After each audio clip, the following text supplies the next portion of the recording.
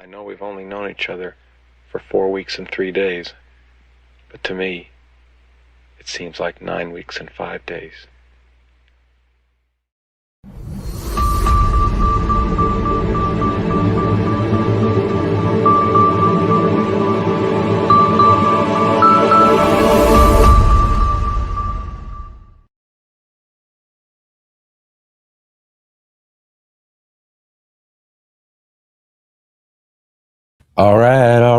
All my passionate plant people and garden enthusiasts. Welcome to the Sunday edition of the Let's Get Growing show here on the Urban Gardener channel. I'm Enoch. I'm your host today. We've got a really great show for you here today on our Sunday edition, like I said, of the Let's Get Growing show. It is our monthly book club Sunday edition today with our good friend, Mr. Marc Boucher-Colbert, MBC, joining with us here just a little bit later in the show to do what will be a 2025 monthly gardening book club book review. And we're going to go through and talk about all of the different books that we've talked about this year. Just kind of have a end of the year kind of hang out and look back on our book club year. And again, we're winding down the year here. This is going to be the last few shows of the year. That's just really, I don't know. I mean, it's kind of a happy-go-lucky kind of situation. It's really something to kind of look back and see the whole year now, as I've been kind of, working on some of this stuff and looking back at all these sort of things. But at the same time, I'm also planning for next year too. Same thing when we're talking about gardening as well, right? Is things are winding down from one year, and we are already starting to look ahead towards the next year. And that's the same thing with the show going on right now too. So we're gonna have our good friend with us here in just a little bit here, and we'll get started talking about all of our books. As you can see, I've got all of them right here. It's hard to believe we went through all of these different books this year and got all these great conversations with all these just amazing, wonderful authors throughout the year on our third Sunday of the month.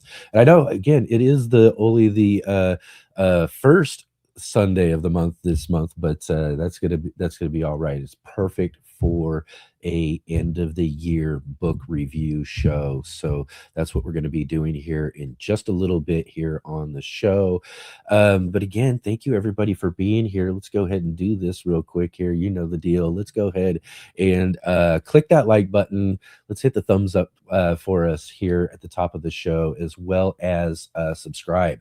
Hit the subscribe button if you haven't already. Bell notification to be notified of all of our upcoming live streams and videos here on the Urban Gardener channel. And definitely share with your friends. Let them know about the Let's Get Growing show here each and every weekend, all here on Saturdays and Sundays, 11 a.m. Pacific time, 2 p.m. Eastern, about 7 p.m. for all of you in the UK. And like we like to say, very bright and early for all of our friends over in Australia as well, too, because we got some friends who could get up nice and early with us and come and hang out here on the Let's Get Growing show. So again, thanks for joining with us here, everybody. Huge shout out to all of our replay watchers. Thank you, everybody. Thank you, Team Replay, for being here with us and checking out the show when you got a chance to. And definitely drop into our comment section and let us know you were here. Let us know what you think of the show. You got any ideas? Let me know what you got growing on or planning to grow on now. As again, like I said, we are in kind of a new planning phase for a 2026 growing year. So let me know what you're thinking about, if you got anything new growing on or anything like that as well. And again, thank you all for being here with us live. And if you are here with us live as well, if you got any questions or comments, drop into our chat and join in with the conversation with everybody else. And definitely let us know if you're new here for sure. Jump into the chat. We want to meet you and definitely say hi. Let us know what you've got growing on, where you're growing from, all of that. And definitely, if you have any questions for me or Mark a little bit later on in the show or anything like that, drop those into the chat as well. Put them in big, bold, capital letters if you got a question for us that you want to get answered on the show. And then we'll definitely try to fit that into the conversation and get your questions answered, because that's what we're doing here. This is a live stream. You're here with us live. We're doing this book club here today, or Let's Get Growing show on any other Saturday and Sunday. And we want you to be involved with the conversation as well. So definitely jump in and let us know you're here. And follow those links down below to all of our other social media. Go check out our good friend Mark's links down below as well too. And today is a book club book review. So talking about links down below, I do have links down below in the description for every one of our books that we're talking about today. And it's the holidays time too. So let's start thinking about maybe some of these book club books that we've had this year as gifts for some of your friends and family out there. And that's what those links are for down below in the description, so that you can go and get yourself a copy to share with one of your friends, maybe even just buy yourself a gift. I mean, it's the best gifts to give are the ones to yourselves, right? But get one of our book club books that we've reviewed this year, and definitely look at all those links down below. All right, everybody. Sunday edition. We're here. Thank you so much for being here. And I know I was gone the last couple of weeks, and everybody had the pleasure of hanging out with our good friend Jay Dixon, who is usually the facilitator in our chat. And Jay pretty much did a takeover of the show. So it was the Let's Get Growing show with Jay Dixon for the last couple of weeks, and she put on a couple of really great shows. She did a 2025 garden wrap up the first weekend that she was doing the show with us, and also did some vegetable garden myths that she talked about. Those were some really great shows, getting to hang out with you. She did some really awesome presentations and all of that as well. So I hope you all really enjoyed those shows. And then she was back again at it the next Saturday, 2 weeks in a row. And this time she brought some guests with her for the shows. So this was really awesome. Her and our good friend Adam Burley, our other moderator in the conversation, joined her for a conversation on soil care and last call soil care before winter arrives. So that was a really awesome conversation. They covered a lot of great information, so much to learn. I really love the Jay's style of live streaming that she brought to our show for the last couple of weeks, as well as the Sunday show last week. She had small space garden hacks with our good friend and viewer as well too, Robin Gardens, joined in on the conversation with Jay, and they talked all sorts about small space gardening and different garden things, all sorts of other information as well. They covered a lot of stuff over those 2 weeks, and hope you can get a chance to go back if you haven't seen any of those shows. Check them out. Go learn some more things about gardening and garden hacks, garden myths, soil care, all sorts of just wonderful things over the last couple of weeks as our good friend Jay took over the show to kind of give me a little bit of a break, and I really appreciate it. And again, there were some really awesome shows. If you didn't get a chance, definitely go back and check those out. Real quickly, though, before we get moving on here today, I do kind of want to do up front, because again, we're kind of winding things down this year. So right here at the top of the show, I want to kind of go over real quick about what we got going on. We'll go over it one more time as we're finishing the show like usual, but everybody look forward to, I want to kind of make sure everybody knows, let's get out there, let's help promote, let's let other folks out there know about our next community show next Saturday. No better way of winding down 2025 than getting together with all of you for another community show where you, the audience, are the guest. So that's right. Definitely come and join with us next Saturday for what will be our final community show of the year. where, I mean, I'm telling you, next to the book club, I'm telling you, the book club, when we started this back a couple years ago, was probably one of the best things that we did to the Let's Get Growing show. I mean, I love all of our different segments and all the different things that we do at the show, but I really loved and treasure the book club. But I have to say, the next best thing that I just think is just an absolutely wonderful thing that we've done this year and added to this year, after the previous year, not this last one, but the previous year's Halloween hangout. And I invited folks on to come and join with me. And I handed out the link to the show, and they came and joined with me. And we had a great conversation with the viewers who were hanging out with me on that Halloween hangout. We turned that into this community show where that's all I do is I hand out the link to you guys, the viewers, the audience, to be able to come on and hang out with us and be able to join the show. Kind of, as I say, kind of like, if you think about it, more of a video style call-in radio show. You know what I mean? Where you get to come on and talk about whatever, we get to hang out for a few minutes and, talk about your garden, maybe talk about, because it's our last one of the season, maybe we'll talk about, how your garden went this year and what you're planning for next year, that sort of thing. So definitely take the opportunity this next Saturday to come and join us for our final community show of the year, where you, the audience, are the guests. And next Saturday, being the second Saturday of the month, as usual, we're going to have our good friend Scott Wilson from the Gardener Scott channel joining with us for Ask Gardener Scott. And this is where he's going to answer all of your gardening questions. And again, probably similar as well too. Scott and I will get together and have kind of a year rundown and wind down and talk about our seasons, talk about some things getting ready for next season, and answering all of your questions you might be having about any of those sort of things that are going on, either in your garden planning, all that sort of stuff.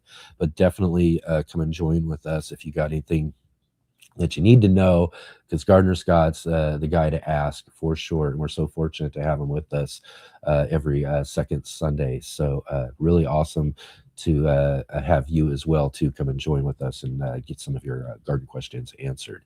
And then after that, the week after that, the next weekend, this is December 20th and December 21st. This is the final weekend of 2025 for the Let's Get Growing show before we hit our holiday break.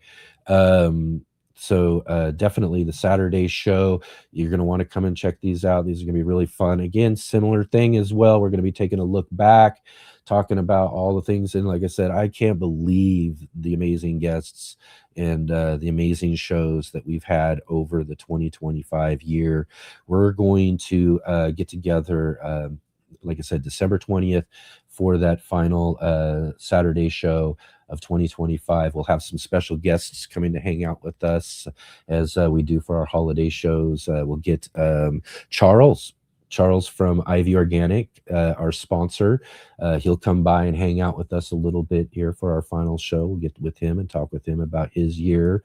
And again, things coming up with them over at Ivy Organics. We'll have, hopefully we'll get David and Paul in the garden segment and have them join in with us and talk about, again, their participation and what it's been like for them and their experience this last year, and talking about going forward again in 2026. And we'll also have one real special guest too. And I talked about this yesterday as well. We are going to have back on the show live with us our good friend Sarah, formerly of Sarah's Seed Shop. She's going to come and join with us and hang out for a little bit on our December 20th final Saturday show. So that's going to be really, really awesome. So you're not going to want to miss this. You're going to want to come and check it out, come hang out and see Sarah for the final time here in 2025. I believe, like I said yesterday, it's Sarah Hood Siebel now instead of Sarah Hood. So it's Sarah Hood Siebel, as she's married now and got a bunch of new things going on. So we'll catch up with her on that Saturday show. So really looking forward to that, as well as the final show of the year. That'll be that Sunday, December 21st show. This will be our looking forward at 2026. And again, too, you're definitely not going to want to miss out on this show as well, too. We're going to have some special guests with us as well. I've got some folks lined up, and we've got some new announcements for 2026. So I'm not going to say much about what we got going down on that December 21st final show of 2025. You're going to want to come and check it out so you can hear all about what we got coming up in 2026. So I look forward to seeing all of you guys there for all of these final shows of the year. But again, the unfortunate thing I have to say as well, too, that is leading us up to what is our break for the winter holiday season. We're going to take 3 weeks this year. I'm going to put up regular shows like we do when we don't have shows, and I'm going to leave the chat open and all of that for anybody who wants to kind of join in on our regular scheduled time and see who's around. If you guys want to say hi to each other, all that sort of thing during our winter break. So we'll have that available for everybody during our break, but we'll be back January 17th to get a whole new year rolling right here on the Let's Get Growing show with some whole new things. Like I said, you don't want to miss out on that last Sunday show. And yeah, lots and lots of fun things going on coming up here as well, too. So again, I look forward to seeing all of you. And thank you so much for being here. Let's jump into the chat real quick. I know it kind of went on a little bit there with all of that stuff there, but let's kind of run through here and see if we got anybody we can say hi to real quick. Let's see. I see our good friend David early in the conversation there. He's 32,000 feet up. I hear David's up in an airplane right now as he's traveling. So right on, David. Thanks for joining us while you're flying there as well, too. Thank you for being here. See, we got Muddy Puddles Farm joining with us. Awesome to have you here with us, Muddy Puddles. Great to see you. And of course, our J-Bot in the background today. So again, so awesome of her to host our show the last couple of weeks, but good to see you here as well today, facilitating as usual. Back to the usual gig here for Jay. So thank you again, Jay, for all you do for the show. I really appreciate it. And let's see here. I've got Adam. There we are. There's our good friend Adam. Thanks for doing the show a couple weeks back. That was really great to see you. It was really awesome. No, it was just last weekend, right? So yeah, thank you for doing the show, Adam. Really appreciate you jumping in and sharing all that great soil knowledge. And yeah, like he says there, Adam's right down the road for me here in Southern Oregon there in Central Point. Right on, right on. Excellent. Let's see, who else do we got up in here? I see Brett. Awesome. Great to see you, Brett. It's awesome to have you back here with us. Like I was saying yesterday, it's so awesome to be seeing some of your names that I've become familiar with, and see you guys coming back and coming to hang out with us here on the show. Really great to see you. Brett says he wishes he was out gardening, but winter is definitely set in. But he's got some herbs up under the grow light, though. Right on, Brett. Excellent, excellent. Got to have something growing, right? And let's see here. Who else do we have here? Did I miss anybody? I don't want to miss anybody. Oh, there we go. Our good friend Paul. We can't miss our good friend Paul from Guten Gardening. Thanks, Paul, for being here. Good to see you. Awesome to have you here. Thanks for that awesome In the Garden segment.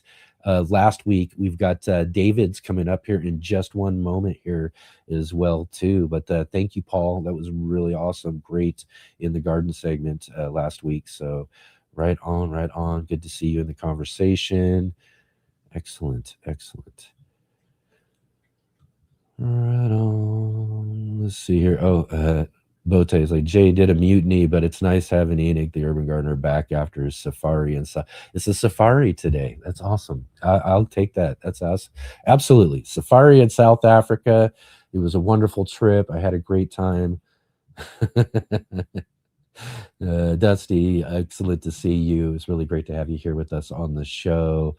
And says, I hope you're all keeping warm.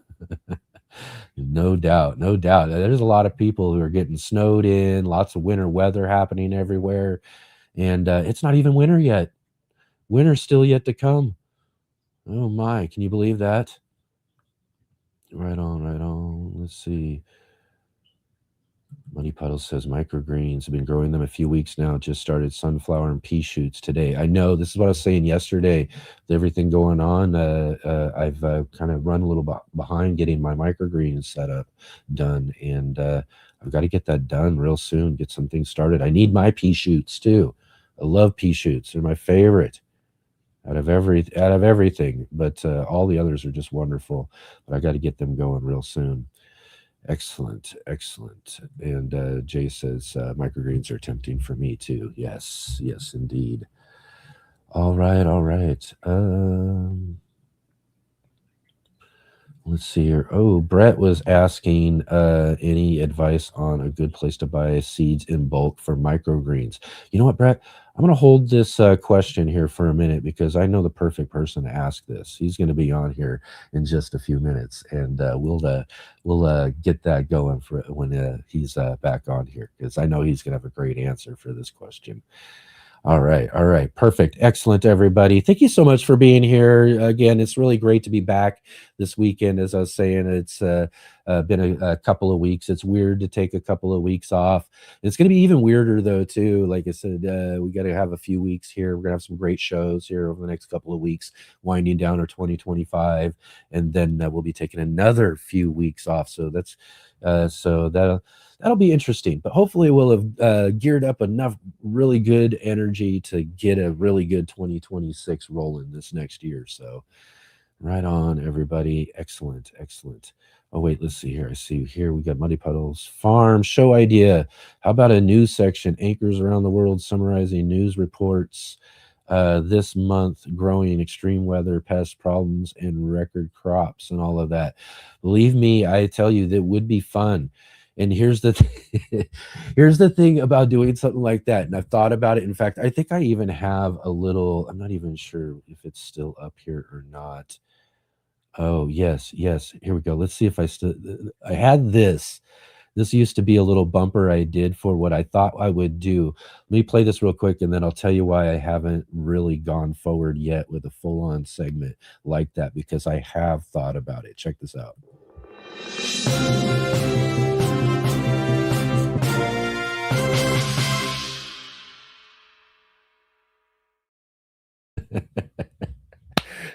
Here we are with the news this week in Garden News. You wouldn't believe what's going on over in the East Coast or some sort of thing or whatever, some crazy garden news story.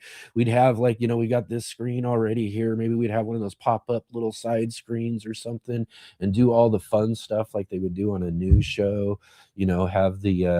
Have all of the great banners showing up, talking about whatever the story is or something, right? But the big thing about that is that it takes a lot of work to already do what we do for the show. And I would love to do something like that. It would be fun, but I would need someone who could write the segment. It was because it would take up so much time to be able to really write, put together, and set up that segment appropriately the way it needs to be. So that segment would definitely have to have a producer, someone who writes and produces that segment. I'd get on and I'd do it. I could probably do the whole, news anchor type thing when it comes down to it. But yeah, it's with so much work that it takes already to do this and other projects and all of that, that extra bit of writing and producing that it would take to do that segment is just a bit beyond my capacity. I'll just say that. But no, it would be really fun. I've toyed with it. I've thought about it. It would be really great. But just certain limitations to those sort of things when it comes down to it. But a good producer and writer out there who wants to set it up, and maybe we'll get off and going with that, though. But right on, everybody. Again, thank you for being here. We got to get moving on here too. We've got a quick here short little nice little in the garden segment from our good friend David, Bowtie Life. I think he's, like I said, up in an airplane right now, flying away somewhere. We're gonna do a little in the garden here for just a couple of minutes, and then we're gonna be back for our garden club. What we're going to be doing this, like I said, today is a 2025 garden club book Review, 2025 book review. Look at that. That's all of our books we've reviewed this year. Look at that. That's a ton of great books, a ton of great, amazing authors. We're going to get together with our good friend, Mr. Marc Boucher-Colbert, NBC, here in just a couple of minutes after our In the Garden segment and a short little break, and get our garden book club going. But let's see what David's got going on for us in the garden.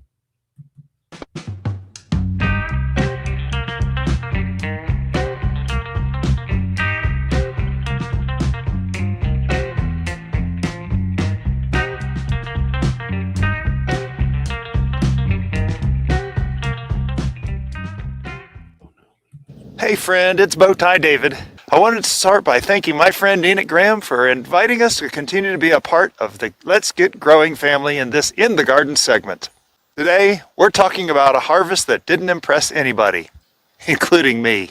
And yet somehow, it turns out to be one of the most important lessons of the year. This fall, I planted just over 2 pounds of Yukon Gold seed potatoes across 9 grow bags. Same bags, same method I used in the spring when the harvest was incredible. But after 90 days, I pulled out less than 1 pound total. 9 bags, less than a pound. I've had snack bowls with more potatoes than this harvest. In Zone 9B here in Florida, fall potatoes are always a gamble. I planted a little late, the weather cooled too fast, and honestly the plants never looked very enthusiastic about the whole thing. Shiver me timbers! Me gold doubloons must have shrunk in the wash. This could have been discouraging, but it wasn't, because every experiment, even the ones wrapped in disappointment, has something to teach us. Potatoes aren't the only humbling moment this year. Let me tell you about the blackberries. We probably had around 50 pounds of fruit ripe this year. 50 pounds! Enough to fill a small freezer or feed 2 hungry families. But we were traveling when they were at peak ripeness. By the time we returned, the birds and the bugs and the Florida heat had taken their share, which was pretty much all of it. And that's okay. There's always next year. In fact, next year will probably be even better because I've been more intentional about cultivating the canes. Then there were the beans. All summer long they struggled. Plants hanging on but not producing much of anything. Months went by with almost no beans to show for it. When I checked later, I saw signs of root knot nematode. Not a gardener failure, just a Florida reality. Root knot damages the roots, so the plant can't take up nutrients. No matter how much I wanted those beans to thrive, they were fighting a silent battle underground. When the weather finally cooled, they started producing again. Not a big harvest, but a reminder that plants, like people, have their own timeline. And then to balance everything out, the Everglades tomato, a volunteer that sprouted under my cucumber plant and spent months doing almost nothing. It just sat there like it wasn't sure it wanted to be a tomato or a house plant. Then one day it took off. Now it covers 10 feet at the end of the bed, and it's been giving us tomatoes through November and into December. You can look at a plant for months and think it's a dud, and then suddenly it decides to thrive. I want to speak to new gardeners for a moment. Most gardeners quit their first year, not because they're bad at gardening, but because they think discouraging results means something's wrong with them. They see a small harvest or struggling plants and assume everyone else has it figured out. But discouraging results are normal. Every experienced gardener has seasons that fall flat. Every gardener pulls tiny potatoes, even Paul from Guten Gardening. Every garden has beds that look tired. The good gardener is the one who keeps coming back. It's also important to be honest about your own abilities, physically, mentally, and emotionally. Your garden doesn't need to be perfect. It doesn't need to be weed-free. It doesn't need to look like a magazine. It just needs to be a place where you find peace and joy. So if this was a hard year, if the harvest didn't look the way you hoped, I hope you try again. Rest if you need to. Slow down if you need to. But don't quit. Your garden doesn't have to be perfect. It just has to be yours. Have a blessed day.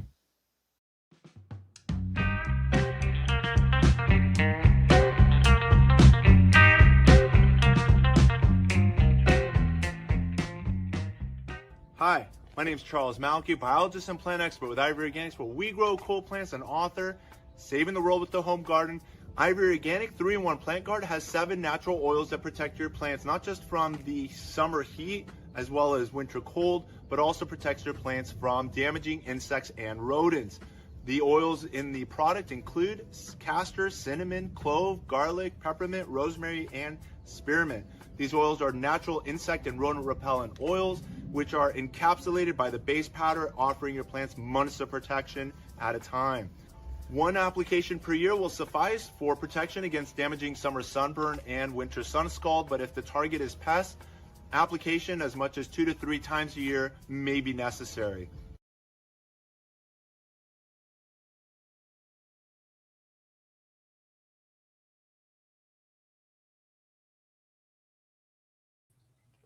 All right, everybody. Welcome back.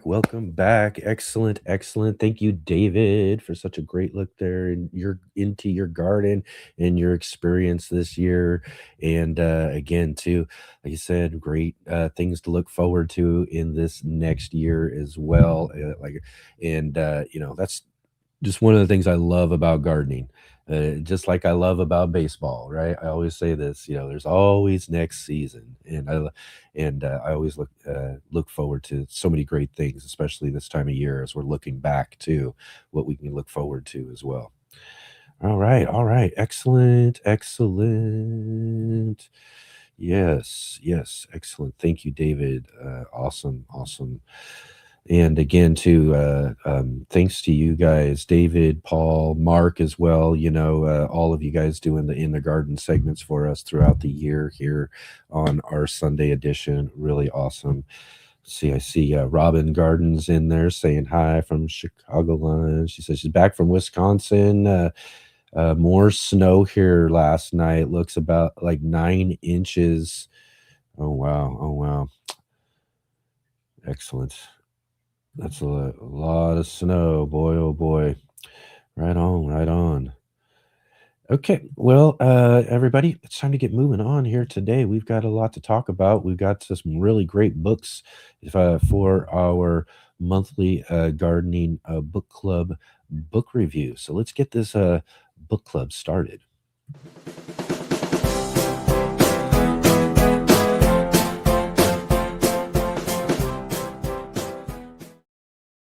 All right. So, and it's kind of different though. This is a different way of doing things because usually when we're doing our book club, we've got our friend Mark here for us to do In the Garden live, and then we've already had a conversation with him, and then we're getting the book club started and everything.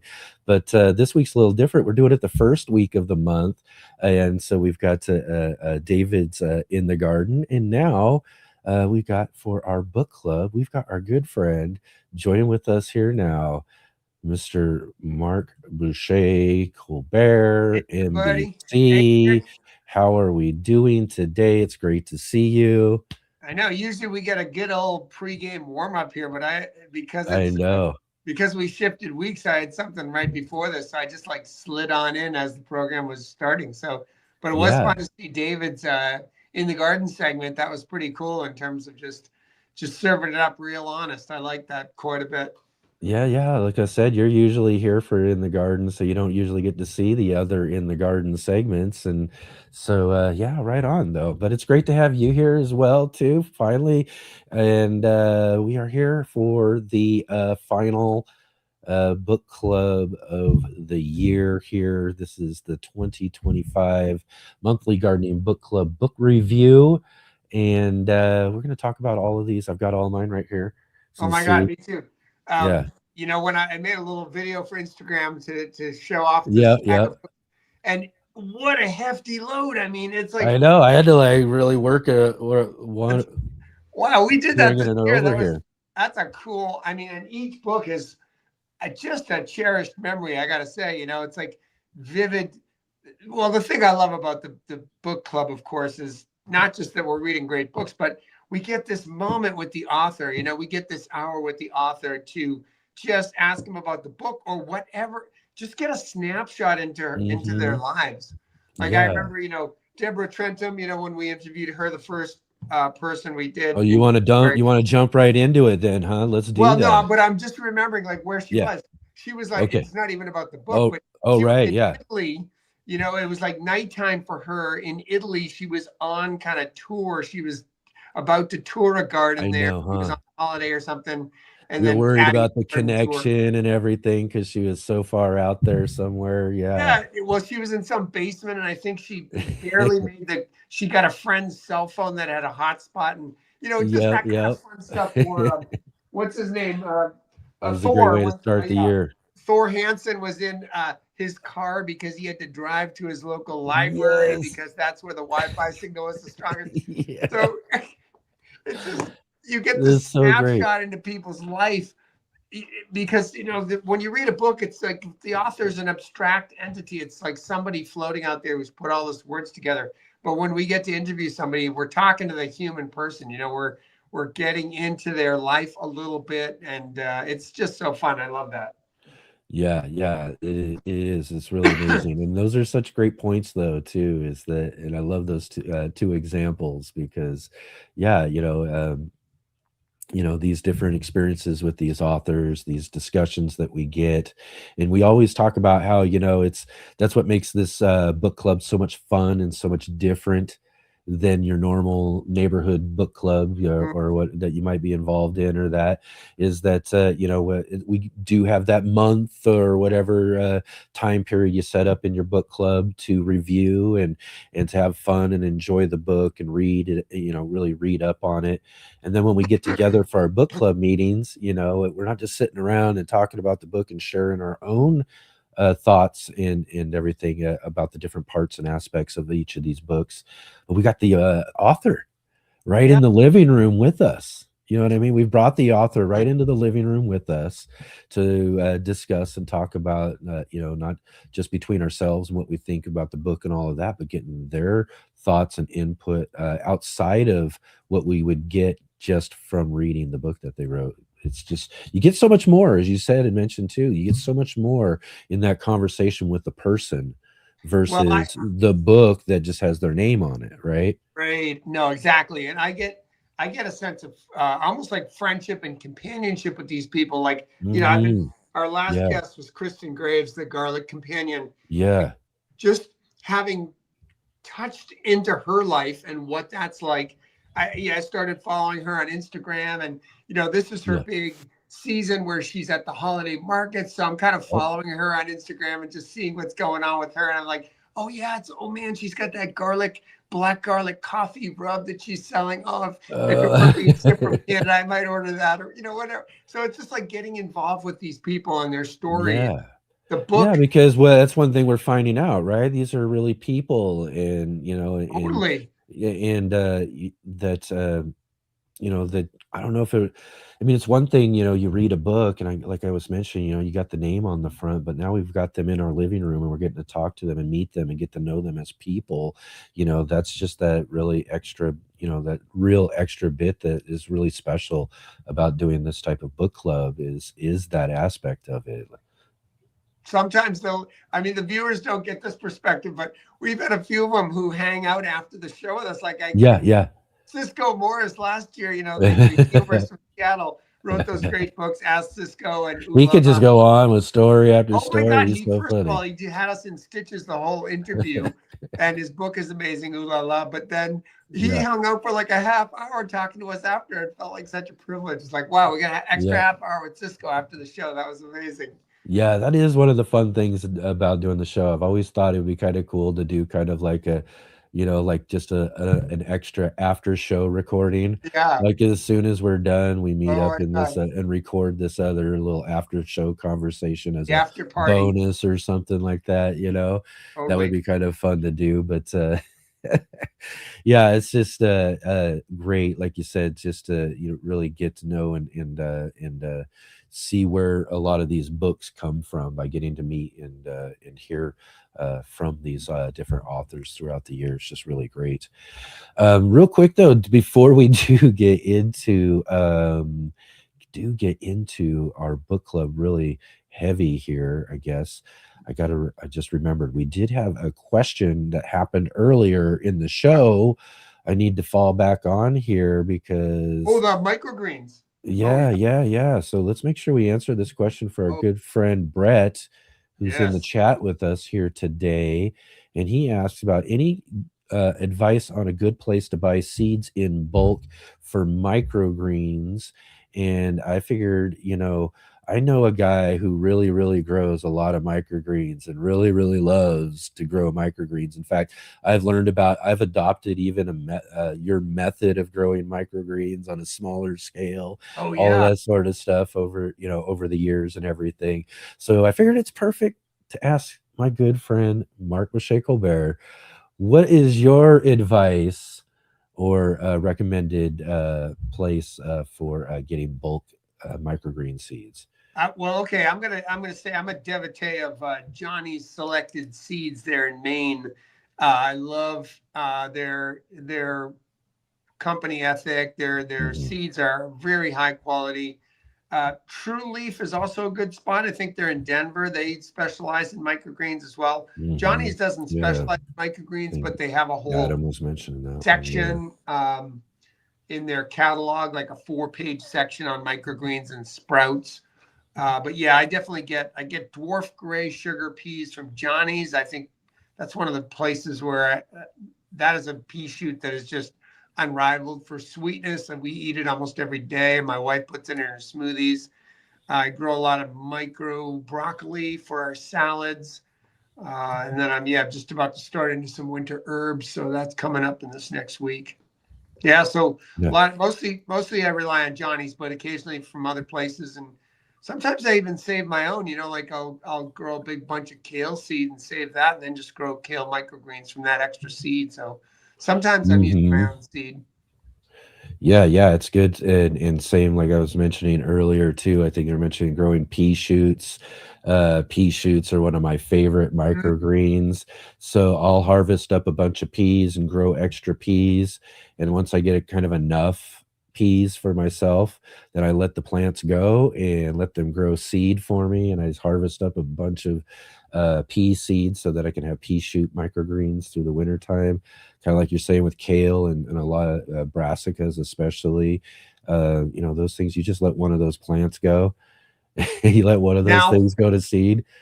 I will say this about pea shoots: the uh, the dwarf gray sugar variety, the varieties Mm, that are special for shoots are not always, they don't always produce the best tasting pea seeds, mm, and pods, and vice versa. The ones that are specialized for pods don't wow. always present the best shoots. So that's just something to think about.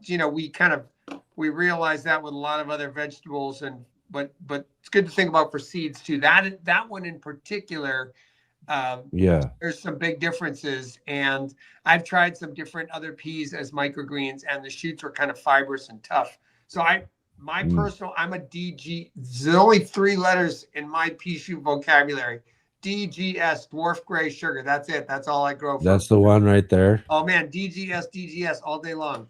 All right. All right. So there we go. DGS, Yes, dwarf gray sugar for your pea shoots. and And that's our friends at Johnny's Selected Seeds over there in Maine doing it upright.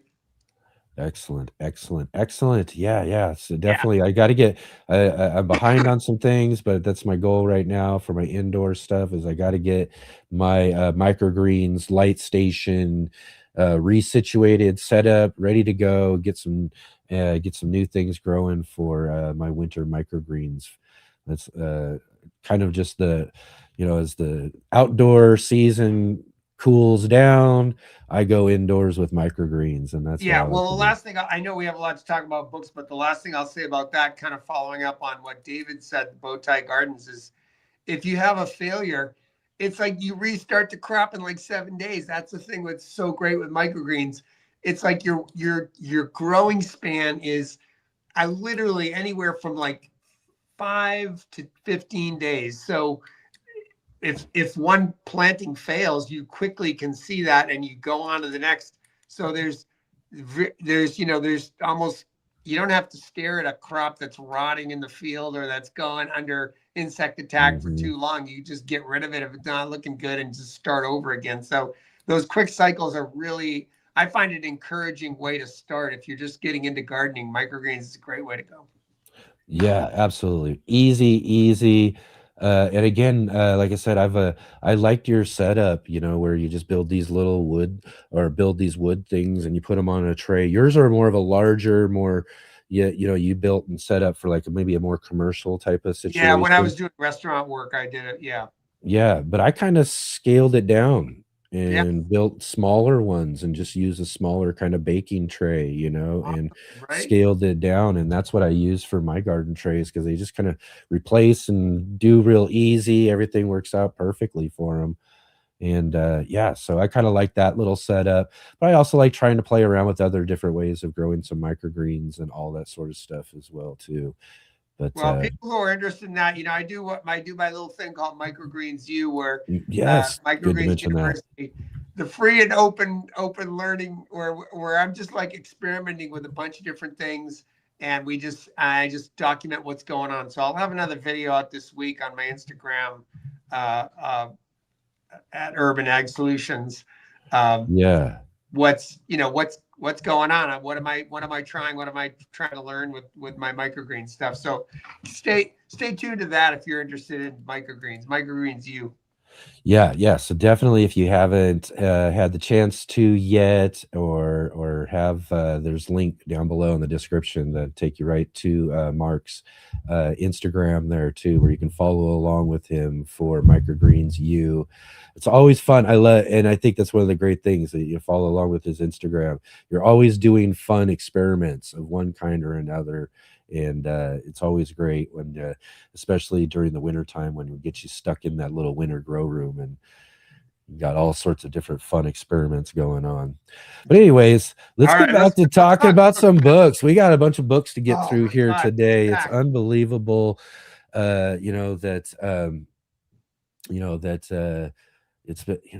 year's already over. I mean, I can't believe it's December and we're actually talking about a book review right now for one. But then I look over here and I see this stack of books and look back in these memories of talking to these different authors and just like, wow, what a year. It was a packed year. There was a lot packed into this year, just when we're talking about the book club specifically. Well, to just pick out a moment or two, like what would you say were some of the things that really stuck with you? Like what stayed with you, or whether it was something that maybe you tried in the garden, or just an insight that's kind of been knocking around in your brain from some of the books. So pick out 2 or 3 books and just give us a sense of what impressed you from this year's readings. So much. I mean, again, I'll just start right with our last book, the Garlic Companion. I love the story that, again, her background story. Again, there's a little bit of a snippet you get from the book, that sort of thing. But again, it comes back to what we were talking about, having these authors here with us to talk about them and get to learn about them and hear about these stories of her, working in like an emergency room, I believe it was. Yeah, healthcare, something like that. Yeah. But it also, again, too, reflected on a conversation I had with another guest on a different show who was a firefighter and said some of the similar type of things, about how, that it really drove them for her back to the farm, but back to the idea of growing and getting back to, learning and doing those sort of things in that way to kind of heal from that. You know what I mean? Yeah. So I really thought that was really kind of powerful and everything. The second one I would mention though too is just something I thought was just really awesome and really to give myself a pat on the back or anything like that, but just having the 2 books that we did in September for kind of a back to school kind of thing, and talking to those authors and getting those discussions about especially Garden Marcus. He was really great. And when we were talking about doing kids books, and right, and we had Vikram Baliga. Plans to the Rescue. And when we were talking about, okay, well, we were kind of wondering, it was a good idea, but then we were kind of like, well, okay, there was just some questions we were having in a certain sense, and it turned out to be amazing. It ended up to be some awesome conversations. The discussion of gardening and the importance of teaching and educating kids, which I know is important to you as well, because it's your job and all of that. I think everything just tied in, and those were just really special shows, and I'm really proud of that that we were able to do that this year too. So that was really great. Gosh, so many other ones. Really, talking with Craig LaHoulier Oh, and the tomatoes, and talking about, which was really kind of cool to me, and I'm kind of doing, not so necessarily, but it really got me thinking about down breeding hybrids, oh or yeah, these other types of ways of thinking about doing certain things, and with the tomato varieties and the things that he was doing, and that sort of stuff just was completely fascinating, but at the same time having a great conversation with like an old school gardener. You know what I mean? okay. That was what was really cool with it about it. It was this really technical, smart, kind of scientific dude doing some really cool stuff with tomatoes, but at the same time, he was just this cool old school gardener. Totally. Yeah. He's got to be like one of the world's authorities on tomato breeding, right? I mean, but he's so darn humble and so easy to approach. But Yeah, yeah. Sometimes for me, like a picture is worth a thought. Let me show you a picture from his book now that you're mentioning his book, because Yep. there's certain images that you get from these books that really stay with you. And they're, And I'm going to say something as you're looking for that, because it's such a great point yeah. you're making real quick. But I want to say something on that. Let's give a big, huge shout out to all the unsung photographers Right. out there. I know we're talking about all these great authors and stuff, but and the artists, whoever is doing the art, the photography, all the people who don't get mentioned in all these wonderful books, because gardening books are full of amazing pictures, and especially in the case of our kids books, we were just mentioning some fantastic illustrators and that sort of thing. So let's give a huge shout out to them as well too, because I don't think they get enough of that, right? Yeah, absolutely. And we did. I was glad when we touched the children's books that you mentioned. We did talk about the illustrators quite a bit, because obviously Yeah. in a kid's book, the pictures are forward. You're really drawn in by the images. But you're right. In each one of these books, we did touch a little bit on that with Kristen Graves too, because the photography had was very stylized. It was to have that noir feel and that nostalgic. So we got a little bit into that too. But you're right. Each book. Let me show you Craig LaHoulier. Especially the ones like that got the great photography. All right, so this. Oh yeah, look at that. Yeah, that what a image great, really cool container garden. Because it shows his home in North Carolina, and basically he has converted his whole driveway to potted tomatoes. I love it. So he basically, this guy who maybe grows like 300 to 400 to 500 different tomato varieties every year. He's growing them in like 20-gallon pots on his patio, which is just like, it all of a sudden makes so many things possible, right? You don't have to have like 10 acres of land. It's like you just need a driveway that you agree not to park your car in, and all of a sudden you're like this world-class tomato breeder. So I just thought that's that was great picture. I loved seeing that. I mean, you're kind of getting into that, but yeah, but I want to throw that back at you though too. But let's do this. In fact, maybe we should. I'll throw that back. You talk about maybe 3 of your own or whatever. Yeah. From this year. I mean, but you've kind of mentioned some really great ones already. Well, but maybe what we'll do is as we go through some of these at the end here as we finish up, let's kind of do a little. And I know we're going to put ourselves on the spot. We don't want to say who our, but let's see what our best favorite book of the year is. All right. Well, let me just talk about 2 that I actually did something from reading. It's like they're all our favorites, but I'm going to tie you to one. I'm going to tie you to one at the end. But so, all right, here's 2. Our first one in January when we did Deborah Trentum's Botanic Gardens of the World. I mean, I love to travel, and this was so dreamy because it's just this whole series of incredible botanic gardens around the world. And one thing that was cool is I did this when we did this interview. I was live from a botanical garden down in Palm Springs. That's right. That's another kind of backstory thing that was fun about that. Yeah, so I was broadcasting live from the Moorton Botanical Gardens there, which has great cacti. Yeah. But reading this book, I've been to a few of them, but man, there's more I want to go to. But my daughter lives in Brooklyn, New York, so I went and visited her at spring break. And we did go to the Brooklyn Botanical Gardens together. So that was one action item, you know, this book lists of the worldwide different botanic. There's about 40 gardens featured. 2 of them are in New York Botanical Garden in Brooklyn. So I went to Brooklyn with my daughter, thoroughly enjoyed that. And next time in New York, I'm going to the New York Botanical Garden. So that was cool. Oh, yes. Yes. That was...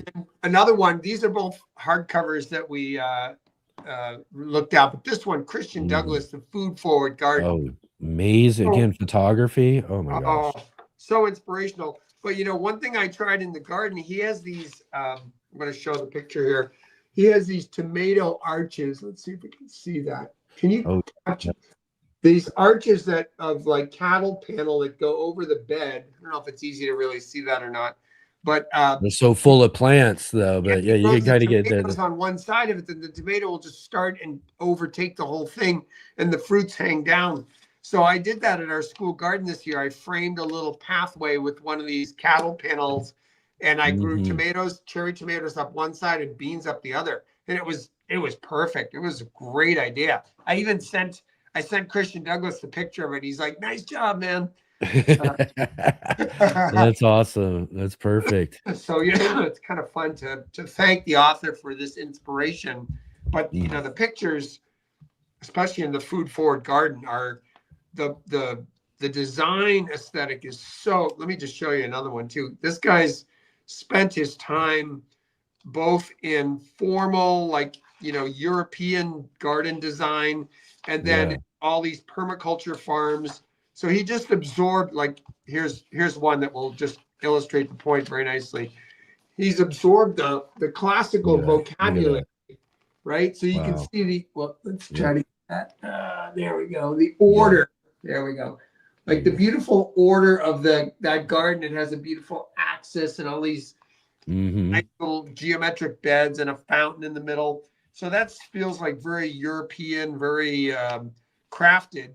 But then it's all about the herbs, the flowers, the food that you can grow in that. So then it becomes a really productive garden that's also visually stunning. Yeah. So anyway, those are 2 big ones for me that I really just like. I read it, and not every book gives you like an immediate action step, but those were 2 where I felt moved to do something. Like I visited a botanical garden because I learned about it in that book. And then I went and constructed a trellis because I read about it in that book.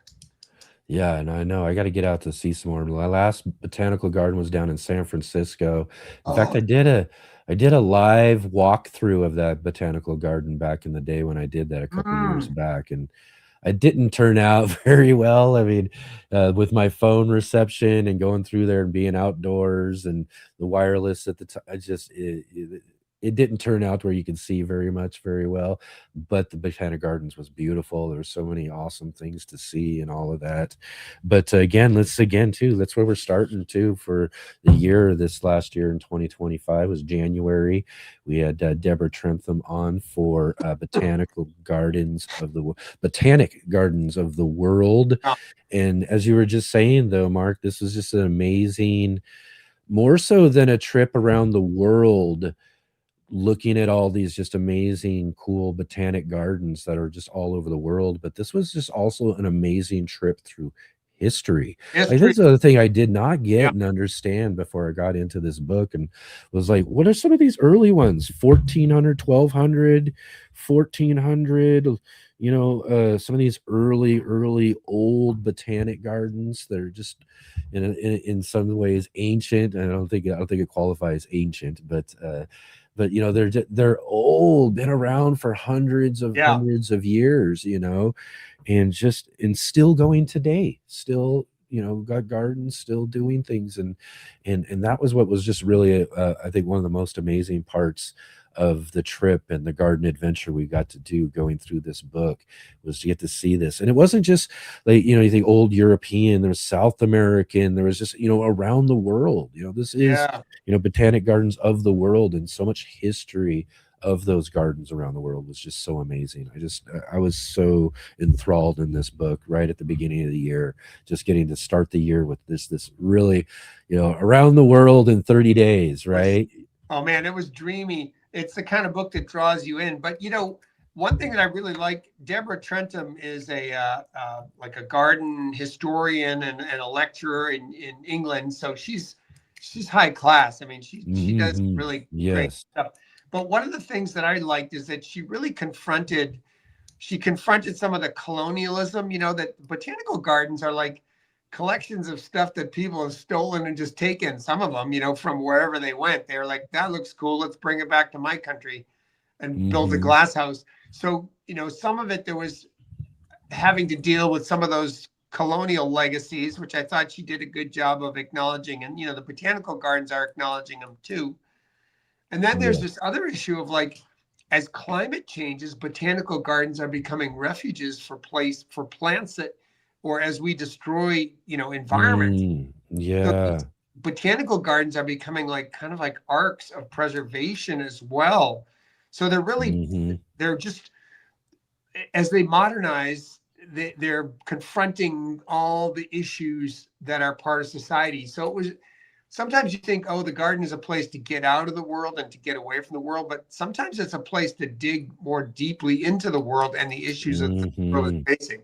So I thought those things came up really nicely in that book too. Yeah. So that was just an amazing way to start.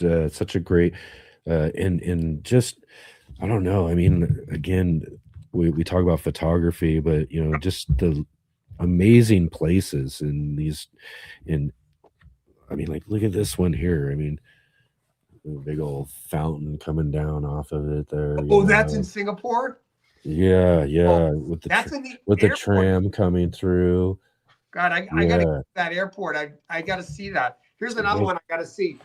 Just these amazing places that I can just spend like Marrakesh. Oh yes. The Jardin in Marrakesh. I must see that before I die. I can't wait to see that blue.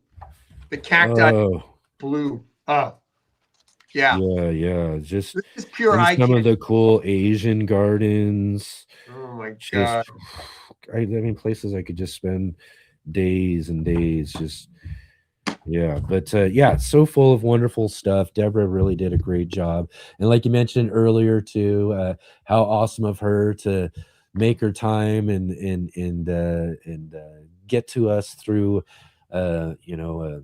what were you saying, like in a basement or an attic or something like that she was on, and I think we had to switch to another phone or something to get the type of reception we needed, but she was determined to be on with us to talk about all this sort of stuff. So again, awesome, amazing conversation with the author, as well as just a really fantastic book to start the year out in January, huh? Yeah, A for book quality and A for effort on the author's part. This would be great book for a gift for somebody. Any garden lover would love this book as a gift, just by the way. Oh, and great point, Mark. And as I was mentioning earlier too, links are down in our description of this video or for the replay, or if you just look in the description, I've got a link that'll take you to every one of our books. And this is one of the best parts about doing a book review at the end of the year. We get to talk about all of these, and you can pick out a great book or two or three or all of them, or however, buy them all for yourself, buy one for a friend, do all that sort of stuff. But links are down in the description, so you can get a copy of each of these books if you'd like. Yeah, and when you know these authors as living people, you realize, hey, they invested. I mean, I haven't written a book. I'd like to someday, but I shrink back at the amount of work it would take, right? I mean, it takes so much focus and work to put out a book. And when someone does it and they do it so well, it's like, let's honor them, man. Let us buy their work. Let us celebrate it and spend them a few bucks for what they've done for us. Yeah, definitely. It's and like you said, they make great gifts, but especially a gift for yourself. Exactly. But this one here, What We Sow, what a great book too as well. Author Jennifer Jewell. Jennifer is the host of the NPR radio show Cultivating Places, and she wrote this really amazing book, What We Sow, on the personal, ecological, and cultural significances of seeds. Seeds are really, really important, in gardening and growing and all of that, and life in general, as we would see with another book that we talk about as well too this year. Seeds play a massively important role, and this was just such a fantastic book, and again, a fantastic conversation with Jennifer too. Yeah, I mean, she really is a treasure trove, and I think doing that podcast for NPR that she does, or the vlog or whatever it is, that has exposed her to so many interesting projects, some of which she writes about in this book. But what I liked about this book, it's a combination of it's her personal journal over a year, in terms of the landscape she's inhabiting, Northern California, and the plants that she sees. It's during the pandemic, so it has that kind of spooky sort of inward changing vibe, of like trying to make sense of the world through this time of pandemic. There's forest fires that she's contending with in her landscape. And then, of course, there's more like research-based, issue-based things about seeds. So it's this whole interweaving thing. And great personal story relating to seeds for sure. I just saw my friend Pratik from India just logged on and said, "Hi, Mark." I was just on a book group with him. So nice. Yeah. We have excellent, India. Excellent. You got all sorts of book groups going on. Yeah, well, that one was about people eating people. So that one wasn't. Oh my gosh. I'm glad we're switching to a more positive topic. Yeah, no doubt. But I mean, this book is it's like a meditation, I would say. It's not like a bathroom reading necessarily. I don't know. Some of them, like you look at this book, you can touch down on this. You can take this one in 5-minute chunks, right? I mean, each book is kind of different. You can just like a light on 2 pages of this, and you feel like you got something. I think this is a little bit more contemplative book, I would say. You gotta sit with it a little bit. You gotta just be ready to open up some time at night, or whatever is your reading time. Just a whole different approach. Yeah, I think it's a really great personal journey with seeds. And definitely really enjoyed the conversation with Jennifer. One of those ones where I've got her on my list where I'm like, I got to find a way, to get her back in some ways, to have another conversation about other things and stuff. Just a really knowledgeable person and great conversation. And of course, she does a similar show like this sort of thing anyway. She does cultivating places and all of that. So again, really wonderful conversation. Yeah, some of these people, you spend an hour with them, and you read their bio, you read what they're doing in life, and you're like, how am I even worthy to spend any time with this person? They're doing such amazing work in the world. It's like, wow, I just get to talk with this person for an hour. They even gave an hour of their time. That's astonishing. That's my life most weekends, man. Right? I can't. I mean, who are these people? They're coming around and hanging out in my living room, having conversations with me about all sorts of stuff. I mean, how awesome and special is that? God. And and the bigger thing though too is for everybody out there watching too, all of our audience here or on the replay. It's you guys are all the beneficiaries of all of this just amazing opportunity that we get to have these conversations with authors like Jennifer. And again, really great book, What We Sow. You'll really enjoy it. I agree with you, Mark. It's one that you really got to kind of sit with and read and all this. This isn't one of the picture books that we're talking about. This is some good reading and some good thoughts again too about the importance of seeds and the roles that they play in our lives and all of that. I mean, she takes on the political issues. I mean, she looks at the consolidation of the seeds, patents on seeds. She looks at the storage of seeds, the seed banking. She looks at native plants and native peoples as caretakers of seeds. So she's really, it's a big bite. You get a lot of stuff to chew on with this book, and it's one of those ones I want to return to because I know the rereading is going to be richer than the first read. Yeah, yeah. And again, too, this is that time of year where we are spending more time reading as well. Mm. Winter time, we're kind of huddled up with some books, a little bit more. So this is definitely one of those books that fits into some great winter reading schedule for sure. And yeah, so definitely. Yeah, I would put this one, and we'll talk about Thor Hansen's book on Oh yeah. minutes, but I would put those two, I would stack those two up next to my wood Yeah, those would make good back-to-back ones, right? cozy cup of tea, wrap a blanket around me, and just like dive into those two books for a total seed meditation some night. That would be a perfect winter night. Yes, that's a great pairing for sure. Have those Yeah, right back to back. exactly. Yeah.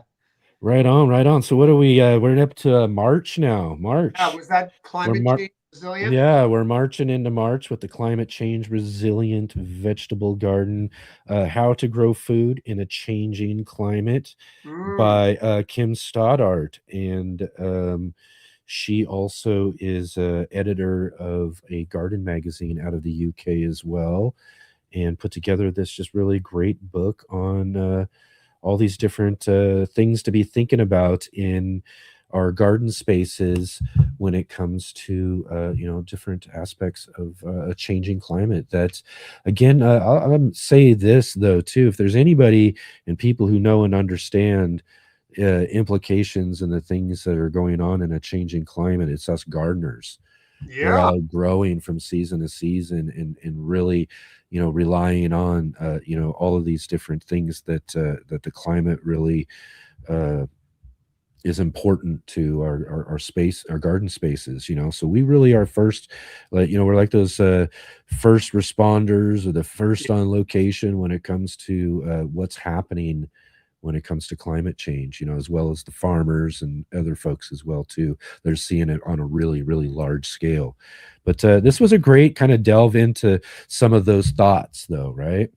Yeah, I mean, she's dealt well. First, the things that impressed me about her was, she's another one of our British gardeners. The great tradition of gardening in Great Britain, obviously. So we're tapping Hmm. into some of that, which I like.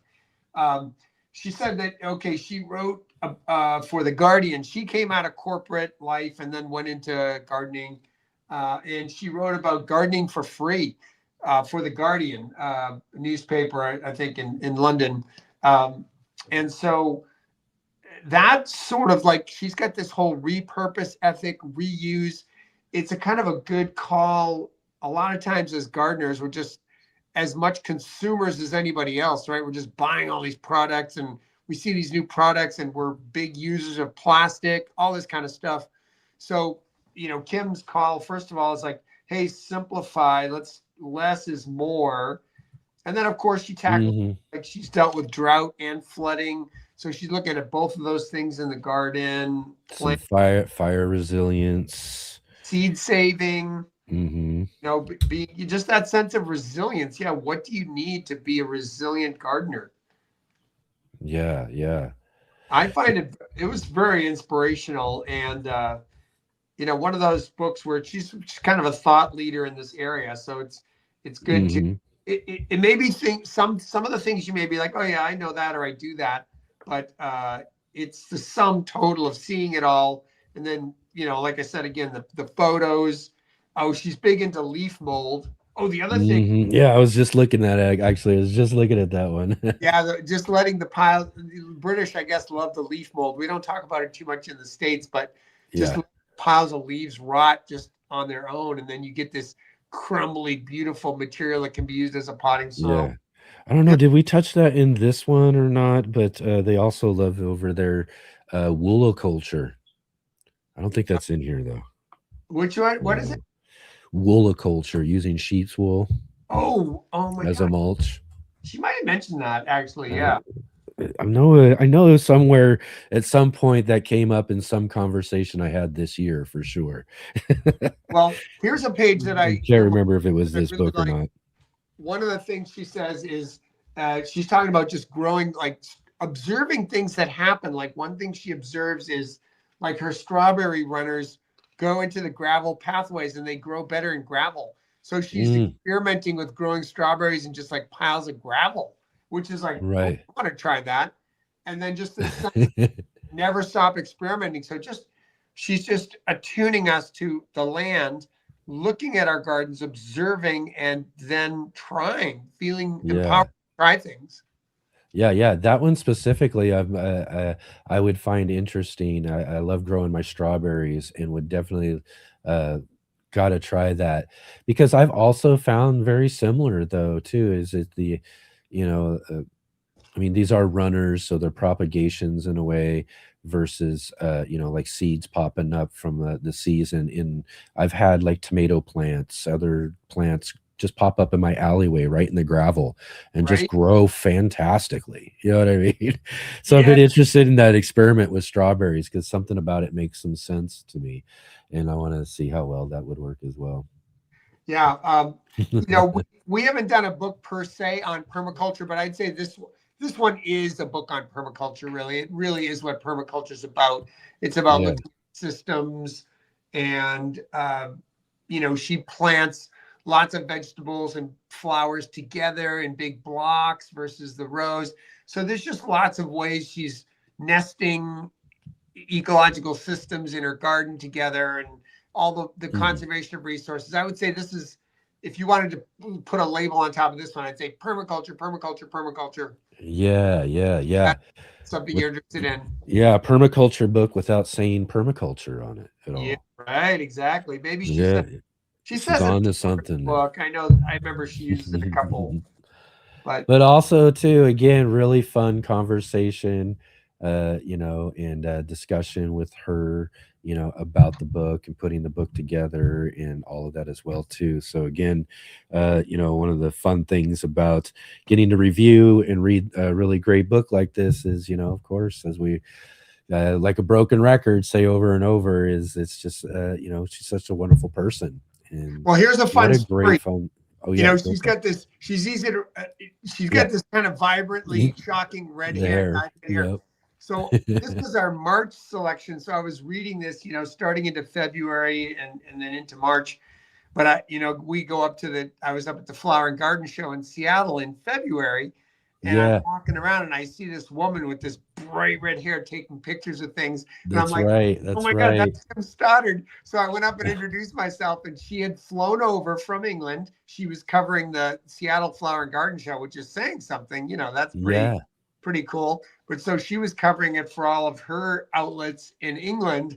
And it was just fun to say, hey, I recognize you were reading your book. We're going to talk to you next month, but it's great to actually say hello across, you came all the way across Atlantic here, and we get to meet just briefly in person. That was really fun. Yeah, that was again another really fun story, of that interview. Again, like you said, you got to meet her. I remember you messaging me and telling me about that sort of thing when that was happening. So, but it really kind of cool, the opportunity and chance to actually meet one of our authors even ahead of time, even more so, like here's a pre-meeting in person versus, oh yeah, you remember seeing her afterwards or something and saying, hey, remember me from the show and the interview and all of that. But and like you said, what an easy person to spot from across the crowd, right? If she didn't have that little rebellious streak and didn't dye her hair bright red, I would have never noticed her. But luckily, she wanted to stand out a little bit, so that was cool. Yeah, that's one thing about my daughter though as well too. Is very similar. I can always see her from somewhere because I just look at what her new color is. Yeah, there you go. But she's my daughter's a real good hairstylist and she can do it really well too. So that's I'm like, at least it looks really nice on you. At least it looks good. I think I'm missing the fourth book. Is that Gardner Scott? We had Gardner Scott. Yes, because what are we? April. Yeah, I loaned mine to somebody because I will say this: Gardner Scott's book is such a great how-to on raised bed gardening. A friend of mine was like, "Hey, I'm putting in some raised beds." I'm like, "Here's your book, dude. Take this." So you hold up the book because I don't have it to hold up. Yeah, I got it right here for us. Yeah. Gardner Scott's Guide to Raised Bed Gardening here. Yeah. And everybody on the show is familiar with our good friend Gardner Scott. He joins with us every second Sunday of the month for his Ask Gardner Scott show that we do, which is next Sunday for everybody. if you want to come along and get to meet Gardner Scott again in person, ask some garden questions, all of that.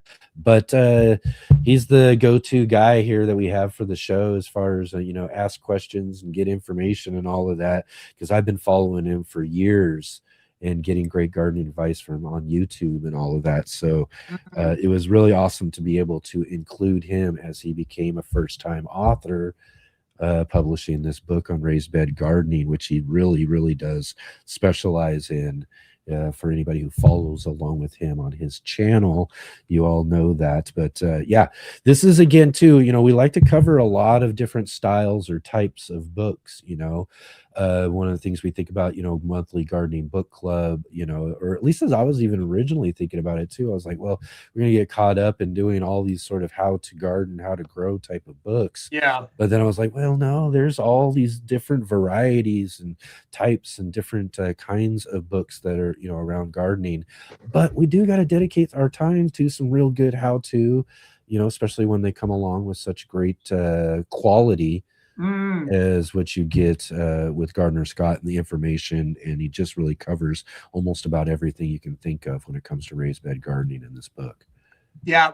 The thing that I really appreciated about that book, there's about a 30-page section where he gives you detailed color photos of step-by-step procedures to make certain kinds of raised beds out of various materials. And, it's just, he lays out what kind of tools you might need, how long it might take, what level of expertise you might need. So that is really super helpful. And I just, the thing that I learned out of that is using this concrete backer board. I was like, oh, that one. Yeah. I'd like to try that. Actually, I've never built a raised bed out of the concrete backer board. So that's a nice, elegant, thin material. It's also very strong. So it's like, okay, that's the one I'm going to take away from that. Yeah. Again, too, lots of great stuff, and all really, too, one of the things that he talked about was the time that he dedicated in his own personal life to putting together, because this really comes from really a personal experience, personal experimentation, doing a lot of the work and things with all of these sort of different things. And like I said, there's so much he covers in all different aspects of it. But throughout the book, like this one here, you find him, it's him right out there in the garden shoveling away, working that actual garden bed and those sort of things that he's talking about there too. So I really like the real hands-on aspect of, this information's coming directly from his own personal experience. Oh yeah, you can almost feel the dirt under his fingernails. Yes. He's a fascinating character too. What I remember from him is, retired Air Force pilot. Yeah. Got into gardening and wanted to do education. I think he had a massive failure in gardening at the beginning, right? He just first garden totally tanked to kind of David Bowtie Life's point. But he had massive failure, but it didn't set him back. It ignited his curiosity. It's like, I want to go on this journey. I want to succeed. How do I succeed? And then it just propelled him forward into this amazing second career in gardening.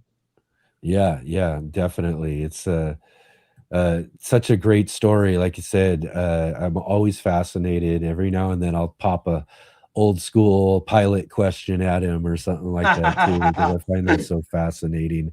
And again, he flew some of those big planes and really great. I just can't imagine what that life was like. Being someone who's been mostly grounded most of my life, it's always kind of fascinated me. I love the idea of flying and I just remember so fondly my first time getting to fly, which is usually scary for a lot of people who have been grounded most of their life. But I found it always so fascinating and so cool. But to get to talk to someone who that's what their career was flying those types of military planes around, it's just really amazing sometimes. Yeah, everybody's got an interesting backstory, right? We put them on the garden pedestal, but they got other parts of their lives that are really interesting too. So that's something that comes out sometimes, either in the book, because some people are pretty honest about their lives in the book, and or in the conversation, it usually comes out, which is great. Yeah, it's And again, he's such a great conversation. I'm really looking forward to again next week. He'll be on the show again, and I think it's one of the fun things. We'll answer a bunch of questions, but we also get to have this fun, really kind of cool conversation. And he's just just sort of a great guy, especially for us on the channel. I really look up to him because, he is, for the type of person and what he does in his channel and all of that, he's always there in a Yeah, sense, that, that's awesome. he's ready to participate and to help support and do that sort of stuff. So it was really, really awesome to be able to include him with his very first book, becoming an author in our book club. So yeah, great book. Like you said, definitive book in a sense on raised bed gardening. You got a friend out there or anybody else want to work on and build up a raised bed. It's not just about building them, but caring for them and doing all that sort of stuff Exactly. as well too. Get them a copy of this book by Gardner Scott, Guide to Raised Bed Gardening. And like all the other books, again, I want to mention everybody, we do have links right down in the description to every one of these books so that you can get a copy for yourself. And want to talk about a book that I saw on the bookshelves for years. Oh my God. Mark, I've seen this book for years and on end. Heck, Coming back kind of the idea of photography too, some of the layouts and different things. I'd always kind of get in the bookstore, and this would be one that would end up in my hands every now and then. And I'd kind of flip through it and look at it and go, oh man, I really need this book. I really need this book. But something else, or some reason I would grab something else, or I would go in a different direction. But finally we thought, we need to talk tomatoes. Oh in our God. book club, right? Exactly. And May, right? We're on May. Yeah. It's a good time to be jumping into the subject of tomato growing and all of that. So I immediately thought, I think you as well too had suggested, like, oh, we got to talk to this guy who wrote this amazing book called Epic Tomatoes. And it's definitely lives up to the title, right? Epic Tomatoes for sure.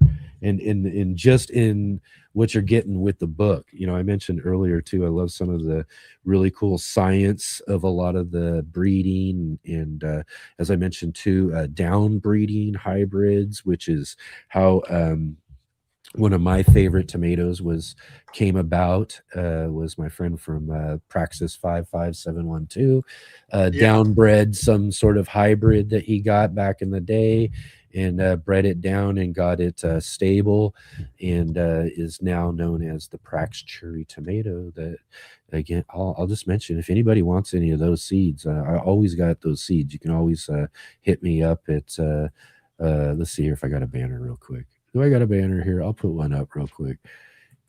You can hit me up right there at theurbangardener@mail.com if you ever want seeds for some of those. I did have to kind of put a little plug in there for those seeds, but well, here's okay. So this guy, again, like, you got a retired engineer here, or he was a chemist or a chemical engineer. I can't remember what, but then he turned his passion to gardening and tomatoes in particular. But this guy has been a breeder, a recoverer of seeds, a discoverer of varieties, and the book's layout is really awesome. This book has some giant, like, almost like poster like feature. He's got a section called Tastiest. This is Sun Gold, so it's not all just heirlooms. He does feature a few hybrids. So he's got these like poster sized pages where he features some of the best, his favorites. But at the end of the book, this is the part that I thought that was most precious, because for decades, if not hundreds of years, people have traded seeds, and a lot of the ways they did it was in the last, maybe since the early 1900s or something, is through the mail.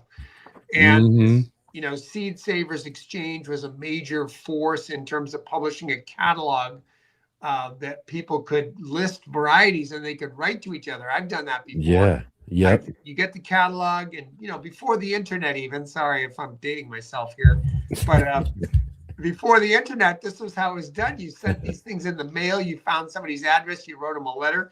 So he has reproductions of some of the letters that he got from people.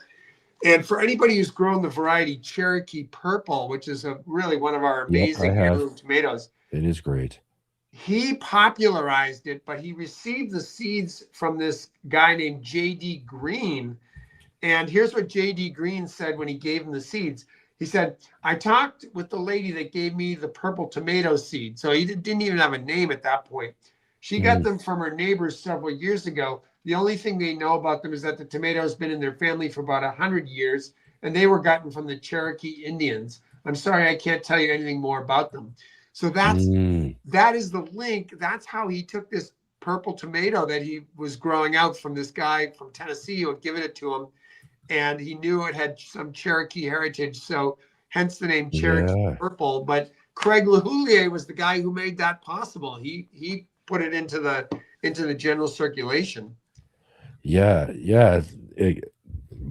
Again, great stories on different tomatoes, and again, like you said, the amazing photography has been kind of shown as well too. Oh God, I know. It's just, that's the thing is I loved about the book so much, was like, I just want to dig into this book just because of these juicy pictures of these amazing looking tomatoes and everything. But yeah, all of this just wonderful information about tomatoes, just really, history, the stories, as you mentioned, all of that sort of stuff. And then as well too is, like I say, the author. I mean, I mentioned this as well too. I thought it was just, again, one of those great conversations where, I was just really, I was really, and we did get a bit of, here's a guy who's really got the knowledge, the science, the ability to really kind of break down how a lot of, how a lot of this tomato breeding and stuff works and everything. But at the same time, a conversation, not just with a scientist, but like just really a down to earth backyard gardener. Like you showed that picture of all the containers and all that sort of stuff. This guy's got a garden like I would just, like you would see at my place maybe, or something like that. So it was such a really great conversation with someone who's really also too, got lots of great years of experience growing and gardening and as well too. So it was just, I think one of the more fun conversations I think we had this year too.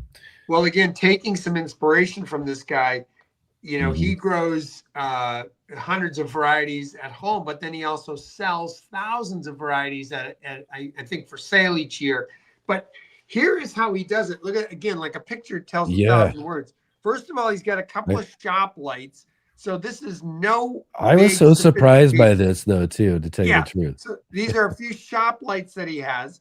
And then if you can see, I don't know if you can see this, but he like microgreens, like you would do microgreens. He puts like 50 seeds per cell, and he grows a 50 version. That's how he can do so many varieties. Every cell has like 50 seeds of Cherokee Purple in it, or the next cell is 50 seeds of Sun Gold or whatever. And he grows these for like a month in there, and then he pots them on, and he's ready to go. It's like, oh my God! I forgot all about that, but yeah, you're right. I remember that part of it. I was like, oh wow, that's interesting. I wouldn't think about, I've done some heavy seeding for, again, plants that I want to, again, for plants I want to grow big, like a tomato plant, that sort of thing. That I'm growing a larger plant. I never think of growing them so compact like that to do that, versus, plants that are more smaller and more capable of being closer. Or the next thing, like you said, microgreens at that point. So it looked like microgreen trays. And I was like, oh, you're really growing out plants and doing that. But man, it works. It's great. Another experiment I might just have to try. Well, it's an example of the things, the self-limiting behaviors we all have in various parts of life, but in gardening as well. It's kind of like you think, oh, you can't do that. There's too much competition. That would never work. I'm not going to do that. Until somebody actually does it and shows you, this is how I do it. And then you're like, okay, I guess you can do it that way.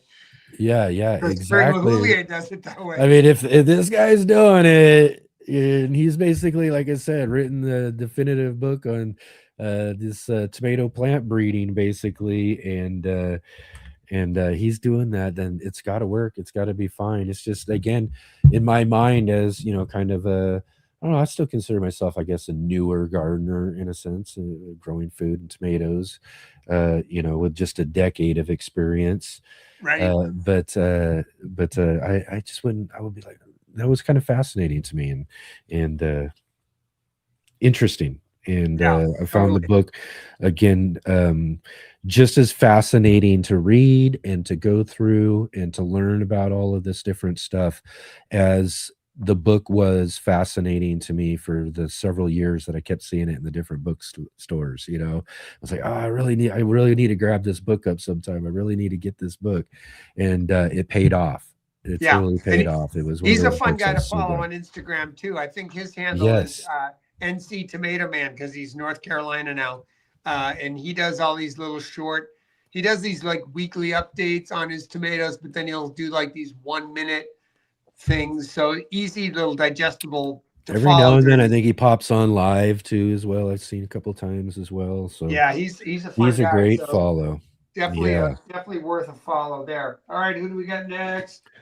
This one was fun. Another one of your suggestions here that I was kind of glad that it came Oh, through. oh my God, yeah. Oh, geez, Christian Douglas. Yeah, yeah. The Food Forward Garden. Again, we Oh, want to talk about photography, like similar books, the Botanic Gardens one, definitely Epic Tomatoes. This one here just filled with just tons of just fantastic garden photography, but again, with just tons of like cool, almost design, artistic visualizations of what your garden space could look like. And I think one of the great points that of this is that we all are of different types of gardeners, and some people are just fine, however it goes, this and that. A scattered, more chaotic garden's great. Some people like a road lined garden, that sort of thing. And and some people, and I have a little bit of it. I kind of like a little bit of a design, artsy kind of look or feel to certain spaces and things that I have, even around my alleyway garden and stuff too. So I found a lot of really cool, inspirational things that can be done on any kind of gardening level, however you garden. But just found it really kind of cool that, if you've got that design mind, if you're that yeah. type of gardener, this book is really going to speak to you in lots and lots of different ways. This book and the Deborah Tannen book on the botanic gardens around the world, those two I Yeah. got from my local nursery, Portland Nursery, and those ones literally like jumped off the shelf like I was 20 feet away, and I was like, "What is that?" And I like tractor beam immediately over to the book, and just from the cover. And then as soon as I had opened it up, I was like, all right, whether we're doing this for Book Group or not, I'm buying this book. Yeah, so just this book is about, a lot of, like we said, refined sensibilities, like high level design in a lot of different places. He covers like a rooftop garden, he covers like a meadow garden. Yeah. He does he does this really small little suburban garden that looks really fun, like somebody who has just a tiny little bit of land. And he does these are beautiful. He has a lot of these willow weave. So he'll take something like, see, Gardner Scott, you can build something out of wood, but then he does these willow weave panels that he attaches to them. So he gives them like a basketry like finish on the outside that just, again, like he's all about elevating the materials. One of his principles is like, if you're going to buy some containers, don't just get plastic crap, just get something a little nice. It's going to make your whole garden look really good and tie things together. Yep. So Yeah. he's, it's like, use good quality materials. Think about your materials. Think about your lines of sight. Think about colors. Think about the things that sometimes vegetable gardeners don't think about. Yep. Yep. Take a seat. Even like he has these principles at the beginning of food forward design. And the last one is just like, take a seat. He's like, you spent all this time designing your garden, just plop down in it and take a few minutes to just enjoy it. I love that. Yeah. I again, that's one of the things I think that is the big part of me that finds some sort of design or wants some little artistic level. I want a bench in there. I want to have some nice things, whether it's a water feature or some other cool things to kind of be in this space that I could kind of sit and just enjoy, spend some of those nice warms,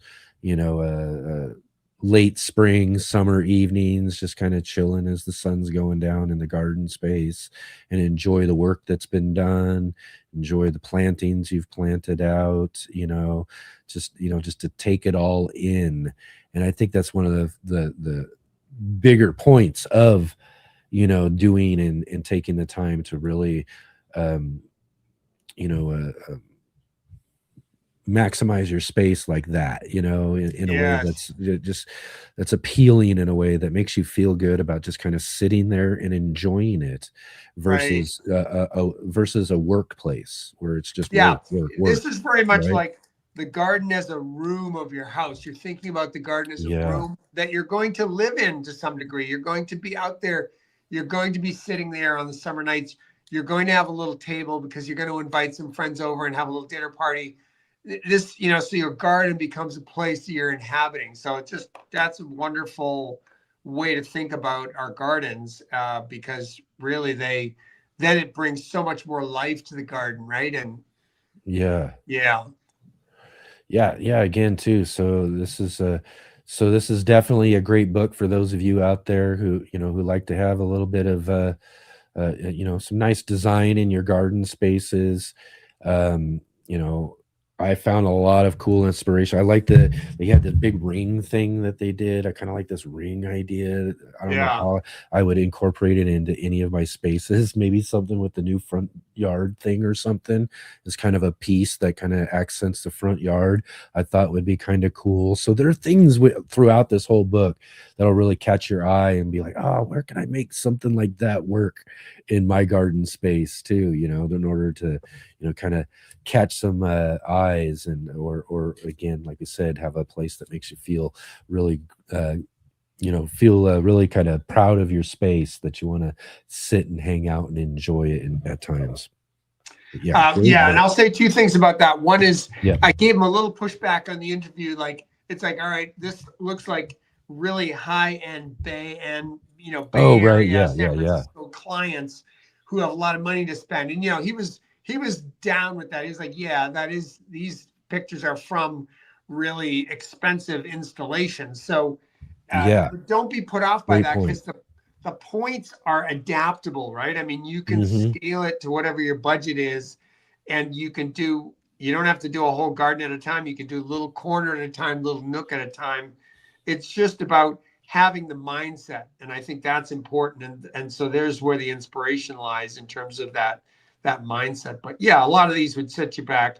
If you just had somebody come and build a garden like this, you'd be out a couple $100,000. So I remember that was a big part of our conversation leading up to that discussion was, it's a little bit, from the book, if we were to take them directly from the book and try to do those exact things and that sort of thing, then I was like, oh, that'd be a bit spendy, that sort of thing.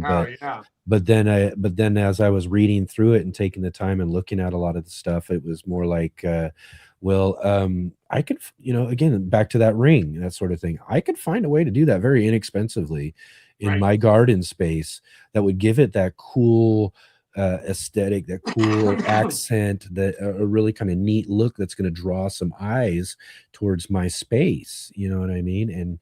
And especially, I think, as I was saying, with a front yard garden like that, that'd be kind of cool. It would really, again, bring a sense of like, this is a really great, interesting space, not just a vegetable garden that we've got growing in our front yard, right?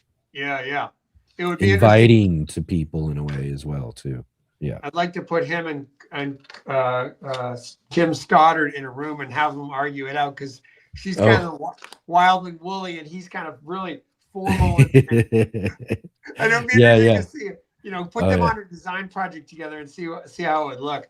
Oh, for sure. Exactly. What I would love to do is get them two together and put them at a table and put your design deck in front of them. Oh my God. Right. And have them have fun and come up with some ideas and go over and just, do all that sort of stuff. So getting Ooh, to that- another gift idea as well. I know we got some of these great books we're talking about, but Mark's design garden deck too, a card deck that helps inspire garden design and or how to look at your garden spaces in all different ways. We do got links down below as well too. You can get yourself one of those. And Yeah, Design Your Eden still available. Yep, exactly. And I think Jay's got a link to that right there in the chat for everybody. So this is one of my gift giving things, because I think lots of people can relate to this book just because it's so damn beautiful. Sorry to give it a little color there, but it's just so gosh darn beautiful. Appropriate color, I suppose. Yeah, it's just like a book you just want to gaze at for a long time. So lots of practical tips, but to me it's almost half. It's all about the photos, just like learning from the pictures and loving the pictures. They say that when we look at pictures of nature, it's calming for our spirit and soul, and it's good for us. Of course, better to be out in nature, but this is a very calming book. It's very beautiful, and it just makes me feel better as a human being to look at it. Yeah. Just love it. Again, too, just one of my first favorite things was nature, National Geographic type things, where growing up, it's just, they just drew me in, the nature, the life, the plant life, all of that sort of stuff was just so appealing. But anyways, man, we got to get cruising along here. Yeah. That's so fun. We I know. I'm telling you, there's so much to talk about, all this sort of great stuff. And I think we're only about halfway through here. So we need to get moving. All right. Anyways, so what month are we on anyways now? Are we in July now? May, June. This is July.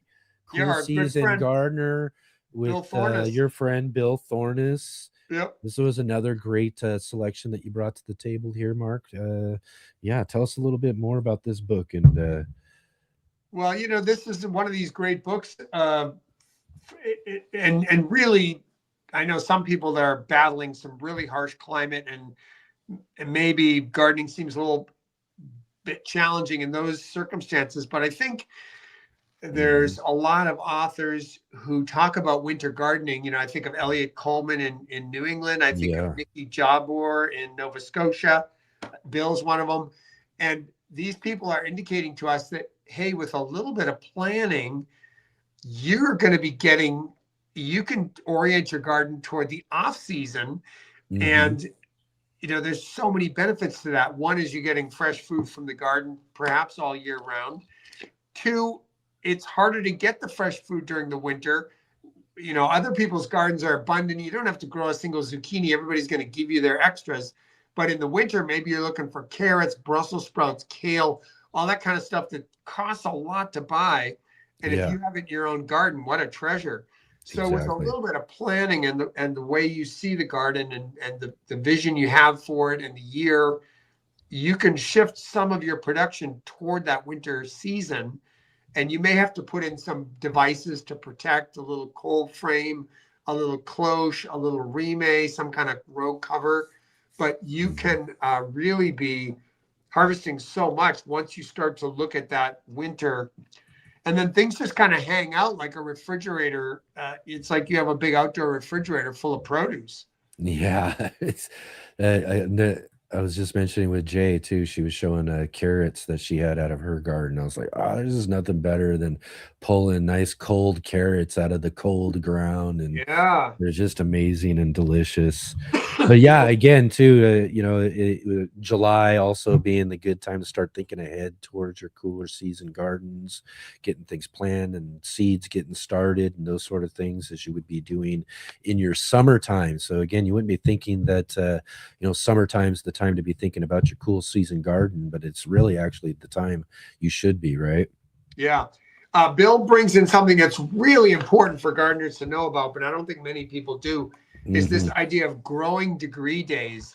So, a lot of us get just tied up on you look at a seed package or you look at a seed catalog and it tells you 70 days to maturity.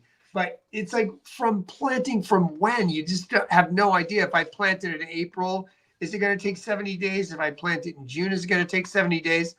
So this is a much better way to calculate based on what is the crop It has a base grow rate, grow temperature that it needs to hit to even start growing.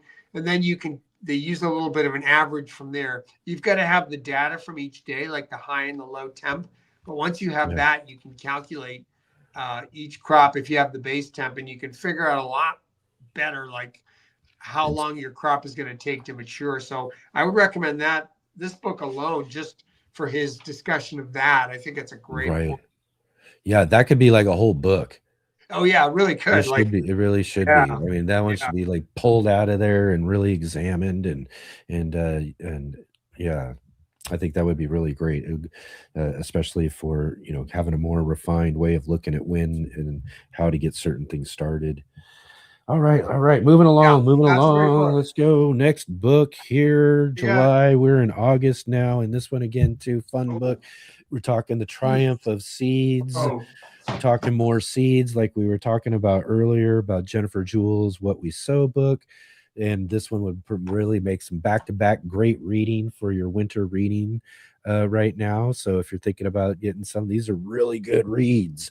More so than the picture books that in how-to type books that we've talked about here. These are readers. These are ones you want to sit back and read and enjoy the storytelling. Jennifer's on that more personal journey that she is, and this one on kind of this really cool historical journey of seeds and evolution and all that sort of stuff. I mean, I found this one to be so amazingly fascinating. And not only that, Thor himself, just a great discussion, like you said, from the front seat of his vehicle as he was near the library to get some Wi-Fi so he could be on the show with us. But yeah, this is just a fantastic book. Yeah, I mean, I really love this this big broad sense of like how certain plants arrive to us based on these evolutionary forces that were acting upon them, whether it was something like the wind or whether it was another creature gnawing at their shell, and whether it was like a capsaicin load, like fungus attacking the seeds. And so the capsaicin is an antifungal. So the places where there's more fungus is where you're going to get the hot peppers. Just all these really interesting tidbits from evolutionary history and human history that storytelling. It's really, it is. It's a convergence of seed history and human history as we're converging together. And yeah, some seeds benefit from us and some don't, and had their own, like you said, all these different aspects of how they found their way through our history, I suppose, to have the success that they did in the wild natural world. So again, like I said, there's just so many really cool, just interesting things that I just found so amazing. And I'm kind of, outside of gardening and all that sort of stuff, I love kind of history. I mean, that was one of the things when I was a young kid, history always just really fascinated me. So to be able to kind of get this really kind of cool, like you said, this convergence of seed and human history, how seeds even came about, all that sort of stuff was just, man, this just kept me going. I started on this and it was hard to put down. Here's one little, there's a couple of it's mostly words and stories, but there's a few interesting drawings. And one of them is this cool seed called the Javan cucumber, which he then shows the aerodynamics of became the model for the B-2 bomber. Now, unfortunately it's a military application, but the idea that didn't he try flying the seeds? He did, and one of them caught the wind and just floated off for miles. It just like took off. And then it took a while. A few of them just kept going down, but then there was this one, and that one just took off and went going. Yeah, he and his kid. Him and his son. The end of one of the chapters, he's like standing up on a ladder with his son in the backyard. He's throwing these seeds that he's bought, from a mail order company somewhere shipped from Java. The Javan cucumber, and a couple of them just fall to the ground. Then all of a sudden he throws one and the wind just catches it and it lifts off and goes floating out of sight, and they're just like left with their jaws dropped. It's like, wow. Whoa.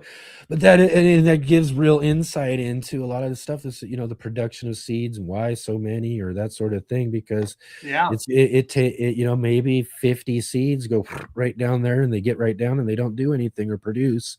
But that one, out of all of them, you know what I mean? That does catch, goes on, takes and carries that seed and that plant story, you know, Yep. and sends it on, you know, and it's just kind of amazing to think about that stuff. And that's why, you know, their jaws drop, you know, you just kind of thinking about what just like what's taking place there is just, I don't know, just so fascinating to so many ends with that sort of stuff. I mean, he did such a great job putting that together.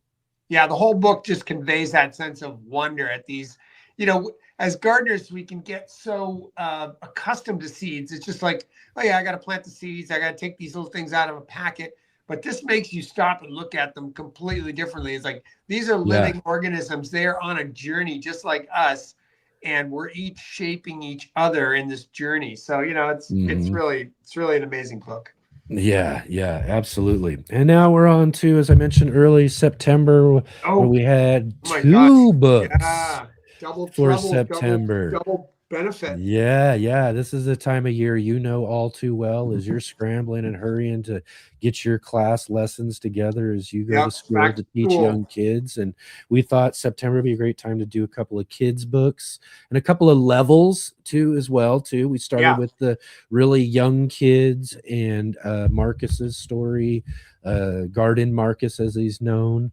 But Marcus Bridgewater in his story about the time he shared with his grandmother in her garden and got to learn all these different aspects about growing as a young kid, and the illustrations were great. This is just a fantastic book for kids of this age to get them started with, you know, nature and family and all that sort of stuff.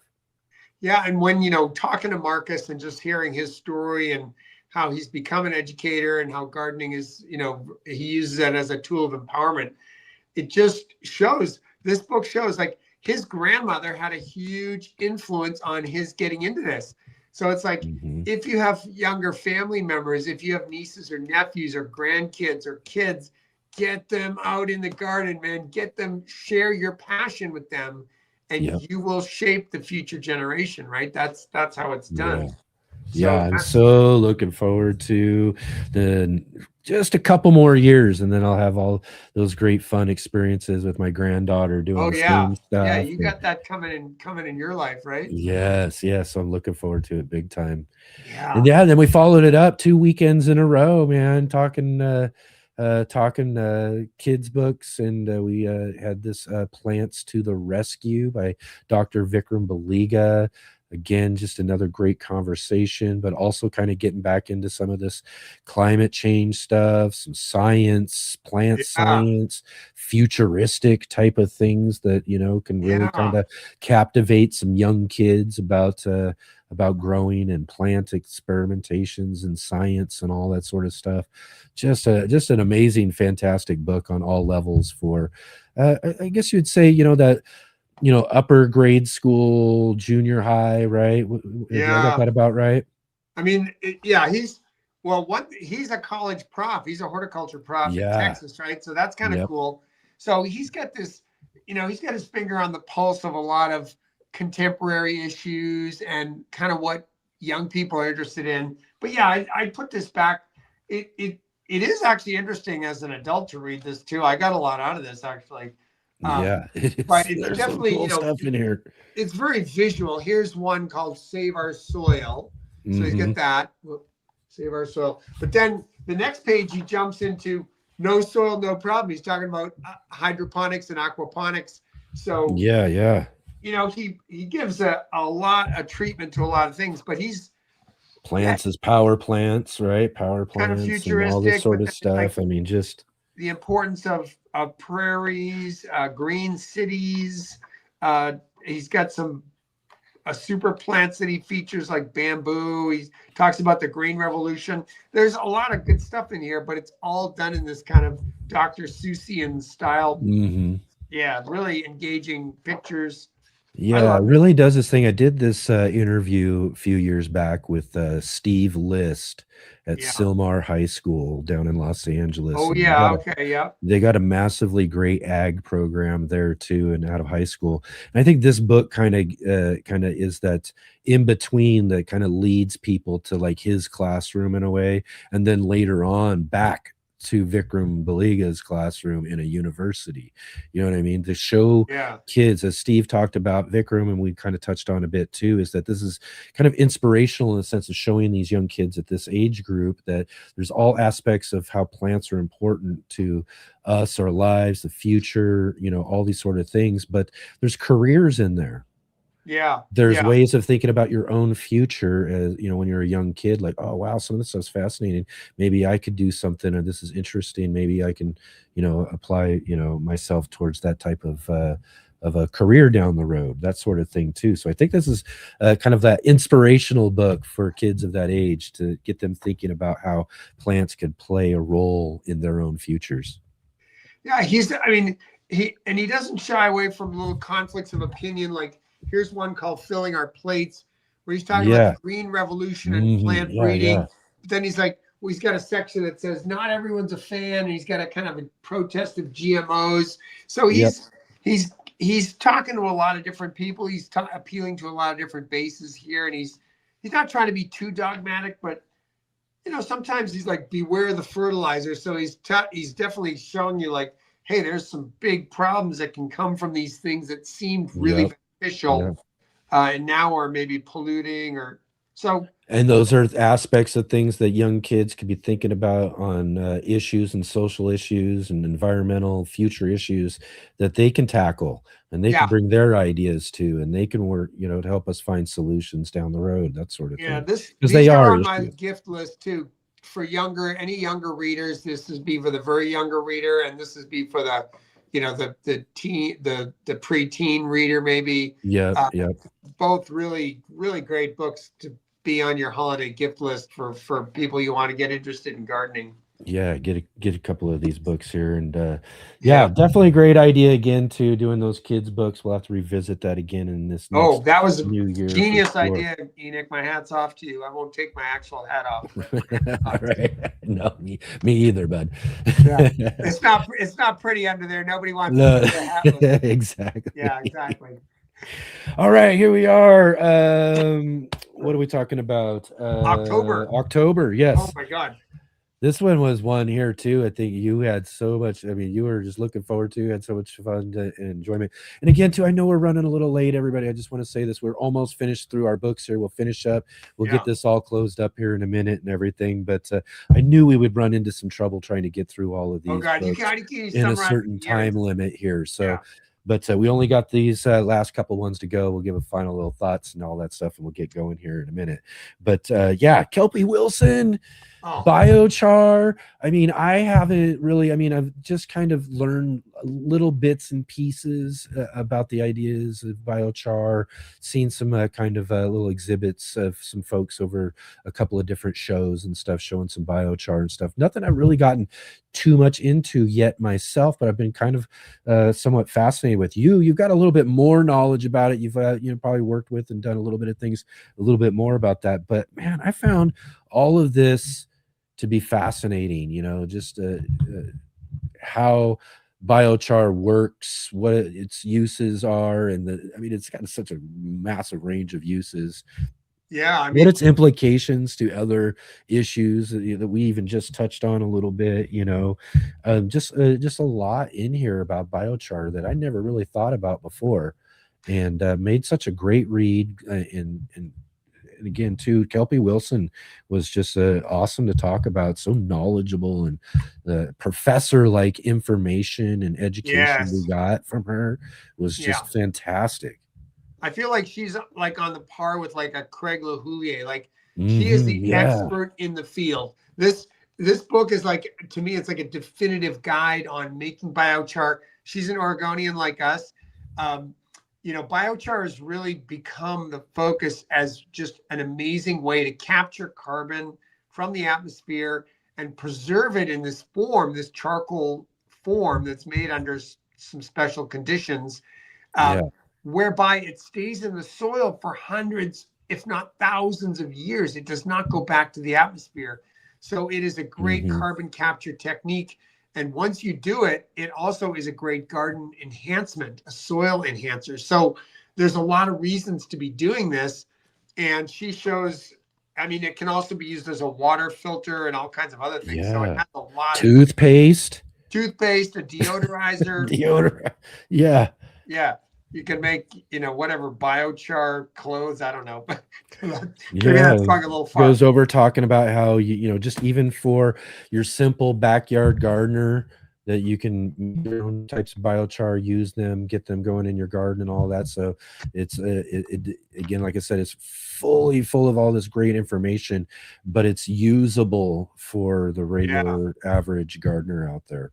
I'll show you one thing that I'm working on right now. She's got some these little tin can stove designs. Yeah. Where you can for the kids. Are you doing something with the kids with that? Well, I just got a couple from my restaurant connection there at Noble Rot, some of the bigger tin Maybe cans. a future experiment. But looking at these stoves that can produce, some heat to boil some water, but then also collect some biochar from the charcoal.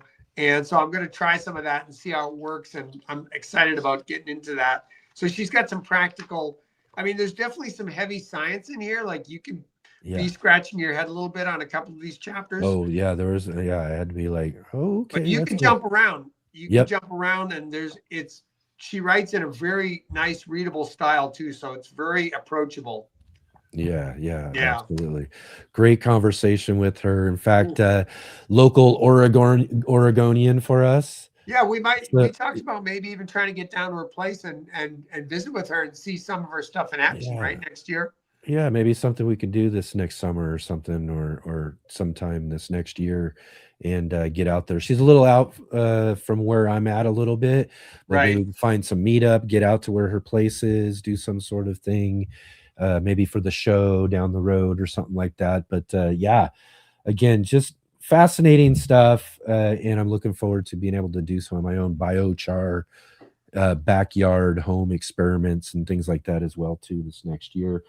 And then we get down to the final one, the final book. Everybody just got to see this a couple of weeks ago. We finished up with this book here, Garlic Companion by Kristen Graves from 5th Gen Farms.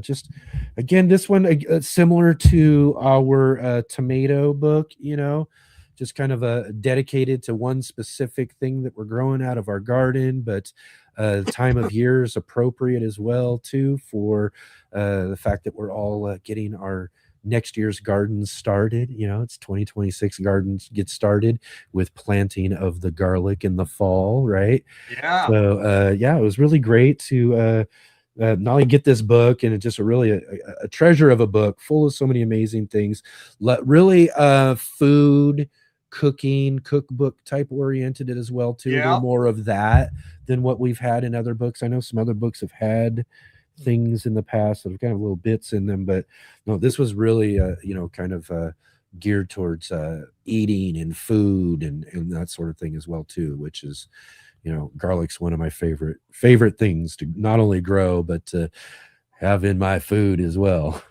Yeah, this is a lifestyle book, I would say, a lifestyle sort of built around garlic. So tons of great recipes, a lot on garlic scapes, those kind of twisty necks. She loves those things, gives you a lot of stuff to do with those.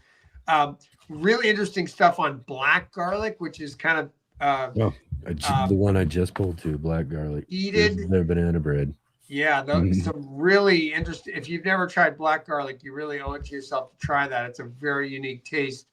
Garlic as a lifestyle, she's got smoked garlic. Smoked garlic. Look at this. This is the one picture from this.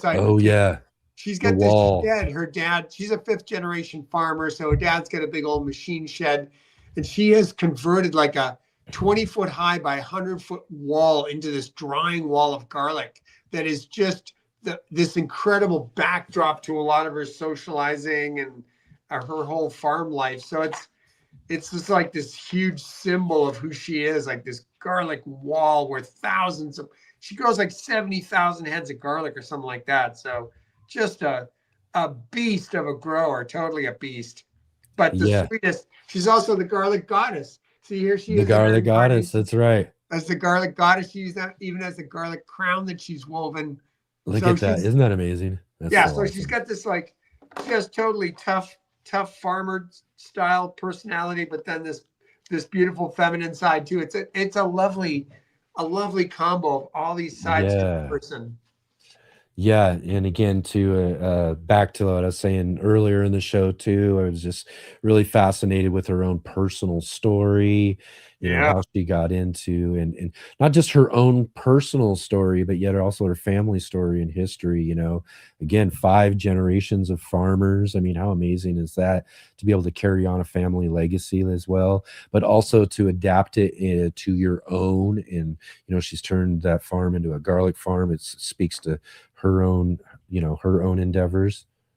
Here's one of her table settings with a Yeah. huge runner made out of I mean, I wish I lived in Alberta, Canada, and I could get an invitation to her garden parties because they look just amazing. I'd like to be I know we had in another book too. There was garlic braiding somewhere in one of our, maybe it was one of last year's books or something too. No, that But, was the Food Forward Garden. He does a few crafts. oh yes, it was. It was in that one there too. Then okay, so I Yeah. knew I remembered garlic braiding somewhere else.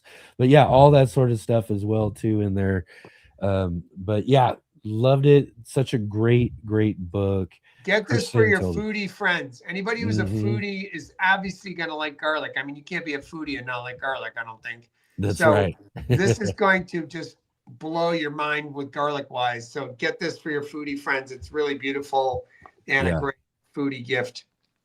Absolutely. Oh, Absolutely. that book. Yeah. Again, that book, all of our books, absolutely amazing. We've got what is it, 12 altogether, right? 12 books Well, we didn't do altogether. a December book, so we'd have 11. Well, we had 2 in September though. Oh, true enough.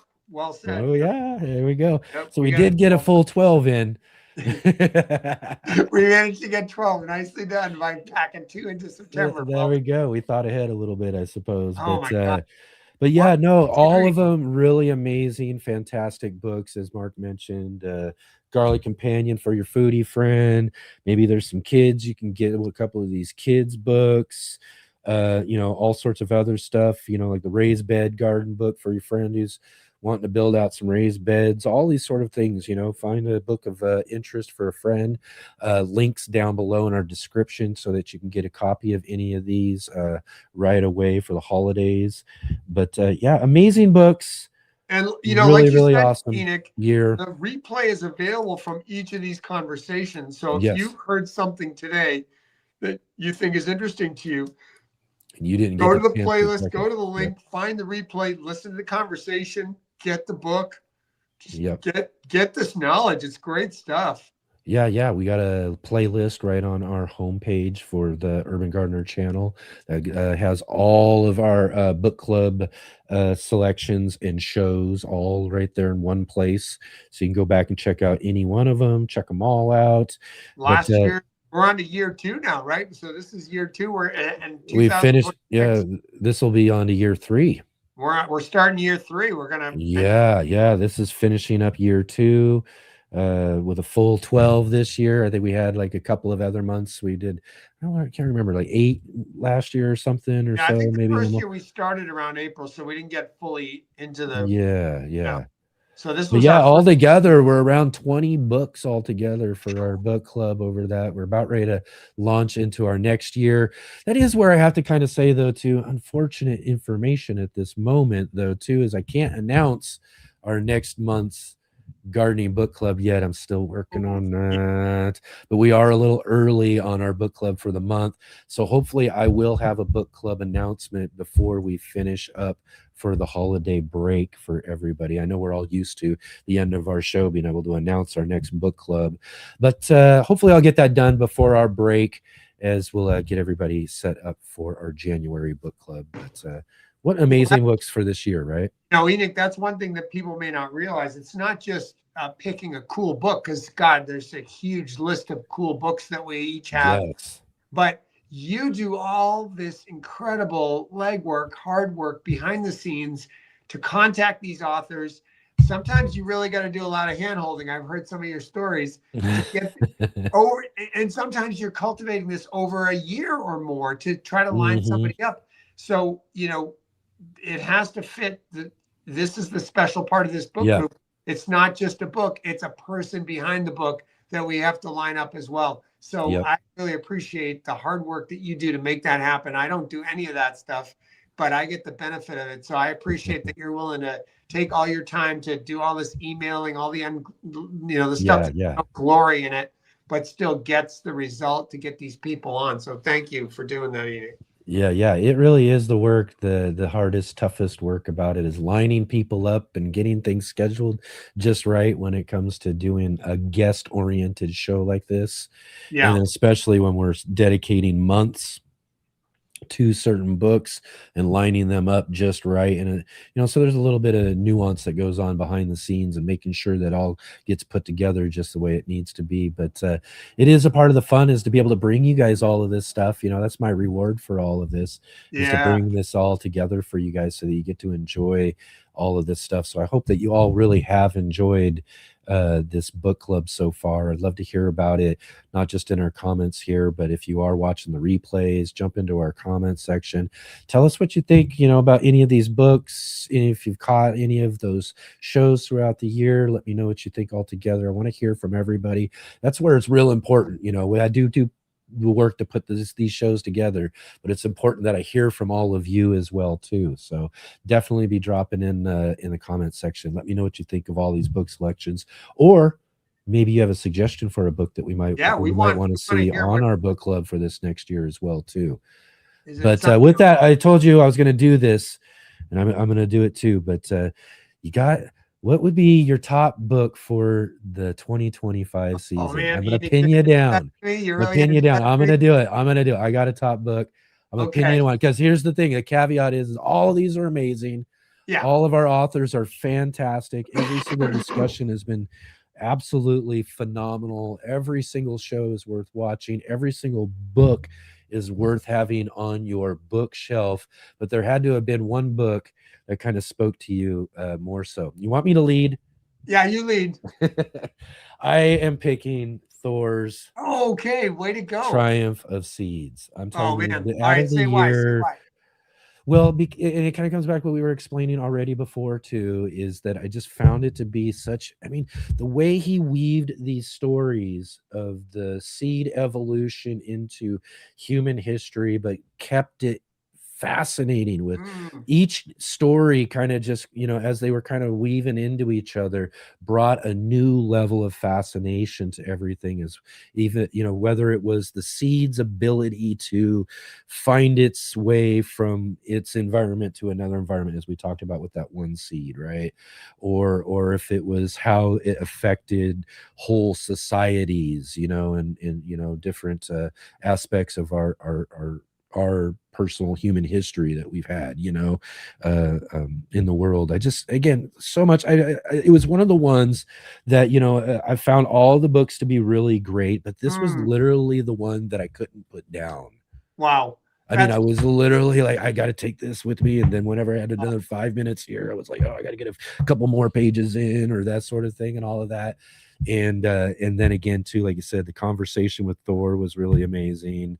To just really dig in deeper into some of the aspects of this book and all that sort of stuff. So again, if I have to rank my top book out of this year, it'd be Thor Hansen's Triumph of Seeds. That's so awesome. What a great book. And I hope Thor was maybe someday he'll listen to that little comment, because I think that's such a great tribute to his writing. Well, we live in a troubled world, Enoch, and you and I sometimes spend some time batting around our thoughts on politics afterwards. But I have to say, when things seem dark and the days seem depressing and stuff, the news I just don't want to look at, I find a tremendous consolation in the world. This is the perfect kind of escapism. I'm looking at beautiful places around the world. I'm imagining these incredible collections, these incredible luscious gardens with exotic plants, or even things that are familiar to me. And I'm just like, this is my dreamscape. This is my wish list. This is my just pure. It's grounded escapism. It's not just fantasy. It's grounded in real life. It's grounded in real places. But oh my God, if I could take a year off and just go to these 40 gardens, I would be the happiest man in the world. Yes, indeed. I'll tell you what, it's literally you win the lottery, Yeah. right? If Oh, I yeah. ever won the lottery or something like that, I'm sorry, that's what I'm doing is I'm getting this book out, and I'm just and I'm like, Exactly. one 40. right after another. Let's go. Let's do Yeah, it. let's go. Trip around the world. Let's go see all these botanic gardens. Yeah. Let's do this. That's We'll do the exactly what northern I do. hemisphere during that summer, and then we'll do the southern hemisphere during that summer, so we could just Yep. have 2 summers in a row, no winter even. It'd be Right. totally awesome. Oh, it'd be amazing. Yeah, exactly. Chase the anyway, summers on it Deborah, as I well think too. But just yeah, I because think of that's that, really great. Another sense of that kind of just weaving history too, as well too. That's what I found fascinating with that. Just kind of being a history fan. I just loved yeah. the history of those gardens and all that sort of stuff. But yeah, fantastic year, Mark. What an amazing book Mind blown, club. mind blown, mind blown. I know we're running a little late and all of that sort of stuff here today. I kind of figured that's what was going to go on when it happens to be a bunch of just amazing books and doing a book review of these 12 amazing books and our experiences this year. But again, thanks again. I couldn't imagine hanging out with anybody better than my good buddy, Marc Boucher-Colbert, Mr. Yeah, we covered NBC, to do this. So, I know you're thanking me. I thank you as well, too, for being along with me on this adventure. Again, one of my favorite things that we did, a couple of years ago, adding this to our Let's Get Growing variety of things that we offer with this show and everything. And the book club's been just so amazing and fascinating. And, not just for the books and the authors and all of that, but to get to hang out with you, my good friend, and all of you as well out there, all my other good garden friends as well, too. So it's been just an amazing book year in 2025. I look forward to all of our books coming up here in 2026. Oh my gosh, you're right. It's just like something it really is something to look forward to. This journey together, interviewing some great new authors, getting our horizons widened yet again in the garden world. It's such a fun, boundless journey to be on, man. And so here we go. Here's to 2026. Absolutely. Right on, Mark. Well, thank you so much for being here with us today, going over all these wonderful books. And again, New Year's right around the corner. We'll be right back at it here in January. Yeah, happy holidays, happy them. New Year, everybody. Yeah. I hope you have a great break there, Enoch, when you take a little rest. And we'll look forward to we have the Flower and Garden Show coming up in February. Oh my, I know. So many things coming up. So many awesome. Yeah, we'll have a lot to focus on. All right. Well, I'll catch you in a minute. Thanks, everybody. Thank you. You got it. All right. Quick break here, real quick. I'll be right back. We're gonna run this all down and shut this down. I guarantee it. I promise.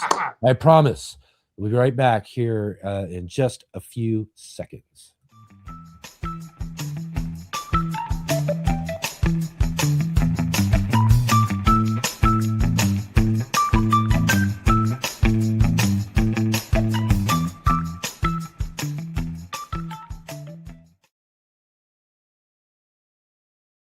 All right.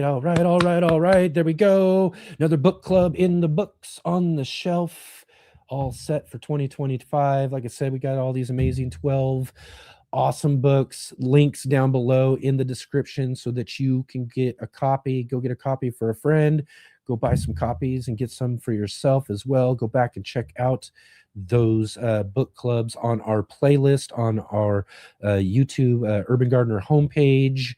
And then you can, check out all these, like I said, just it's so awesome, all of these books.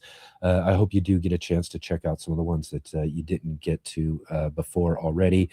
And real quick here, just let everybody know what we got coming up here for our show here. We're finishing up 2025. So again, we'll be back here next week. I want everybody to get the word out, shout outs to all of your friends out there.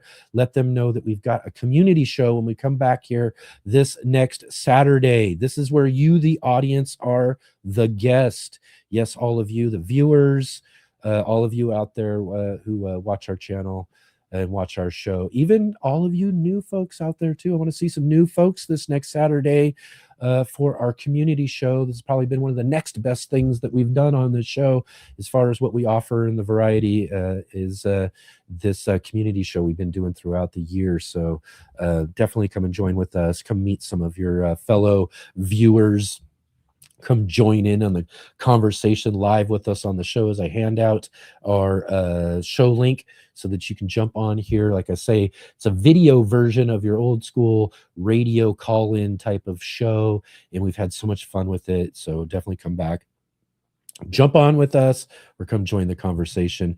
Next Sunday is the second Sunday of the month. We'll have our friend Scott Wilson, Gardner Scott, will be back with us to do Ask Gardner Scott, where you get to ask him any of your gardening questions. He'll answer all of those, and we'll have again probably just another fun end of the year conversation with Gardner Scott, where you can jump in, ask him all sorts of questions about your garden, about what Scott's got coming up in 26, all that sort of stuff.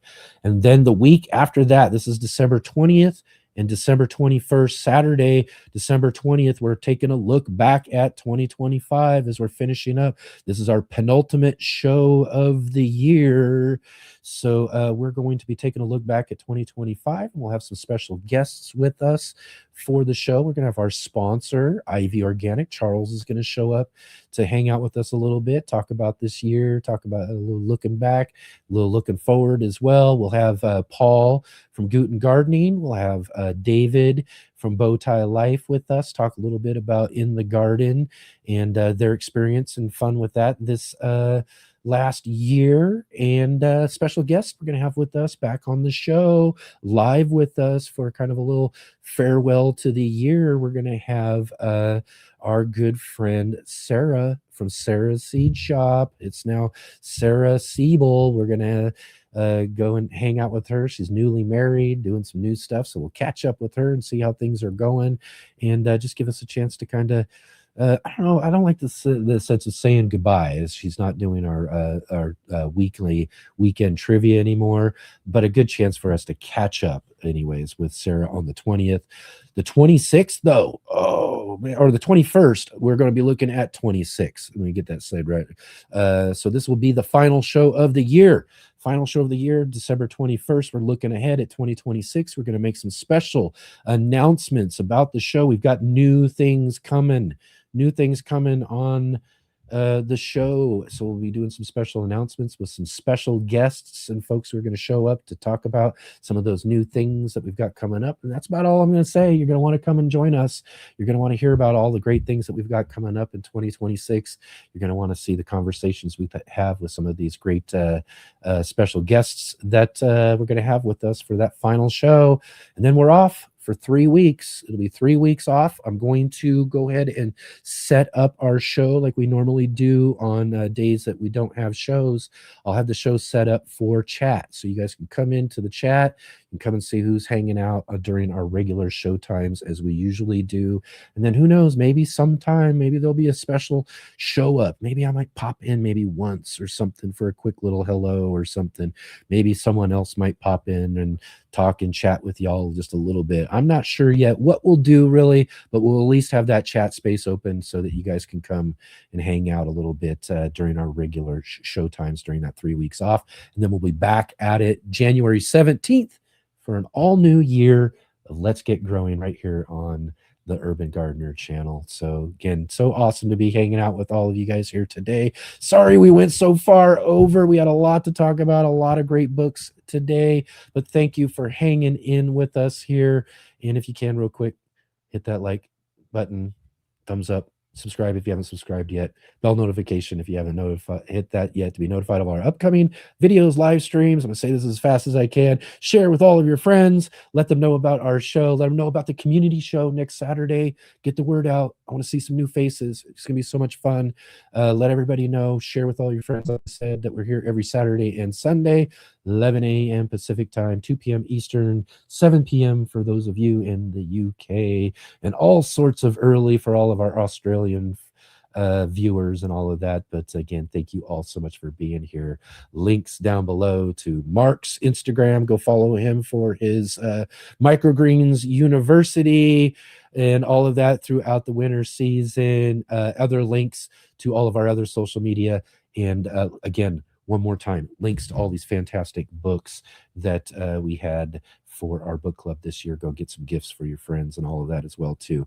So again, thank you all so much for being here. I really look forward to seeing all of you for our community show next Saturday. I'll see all of you then.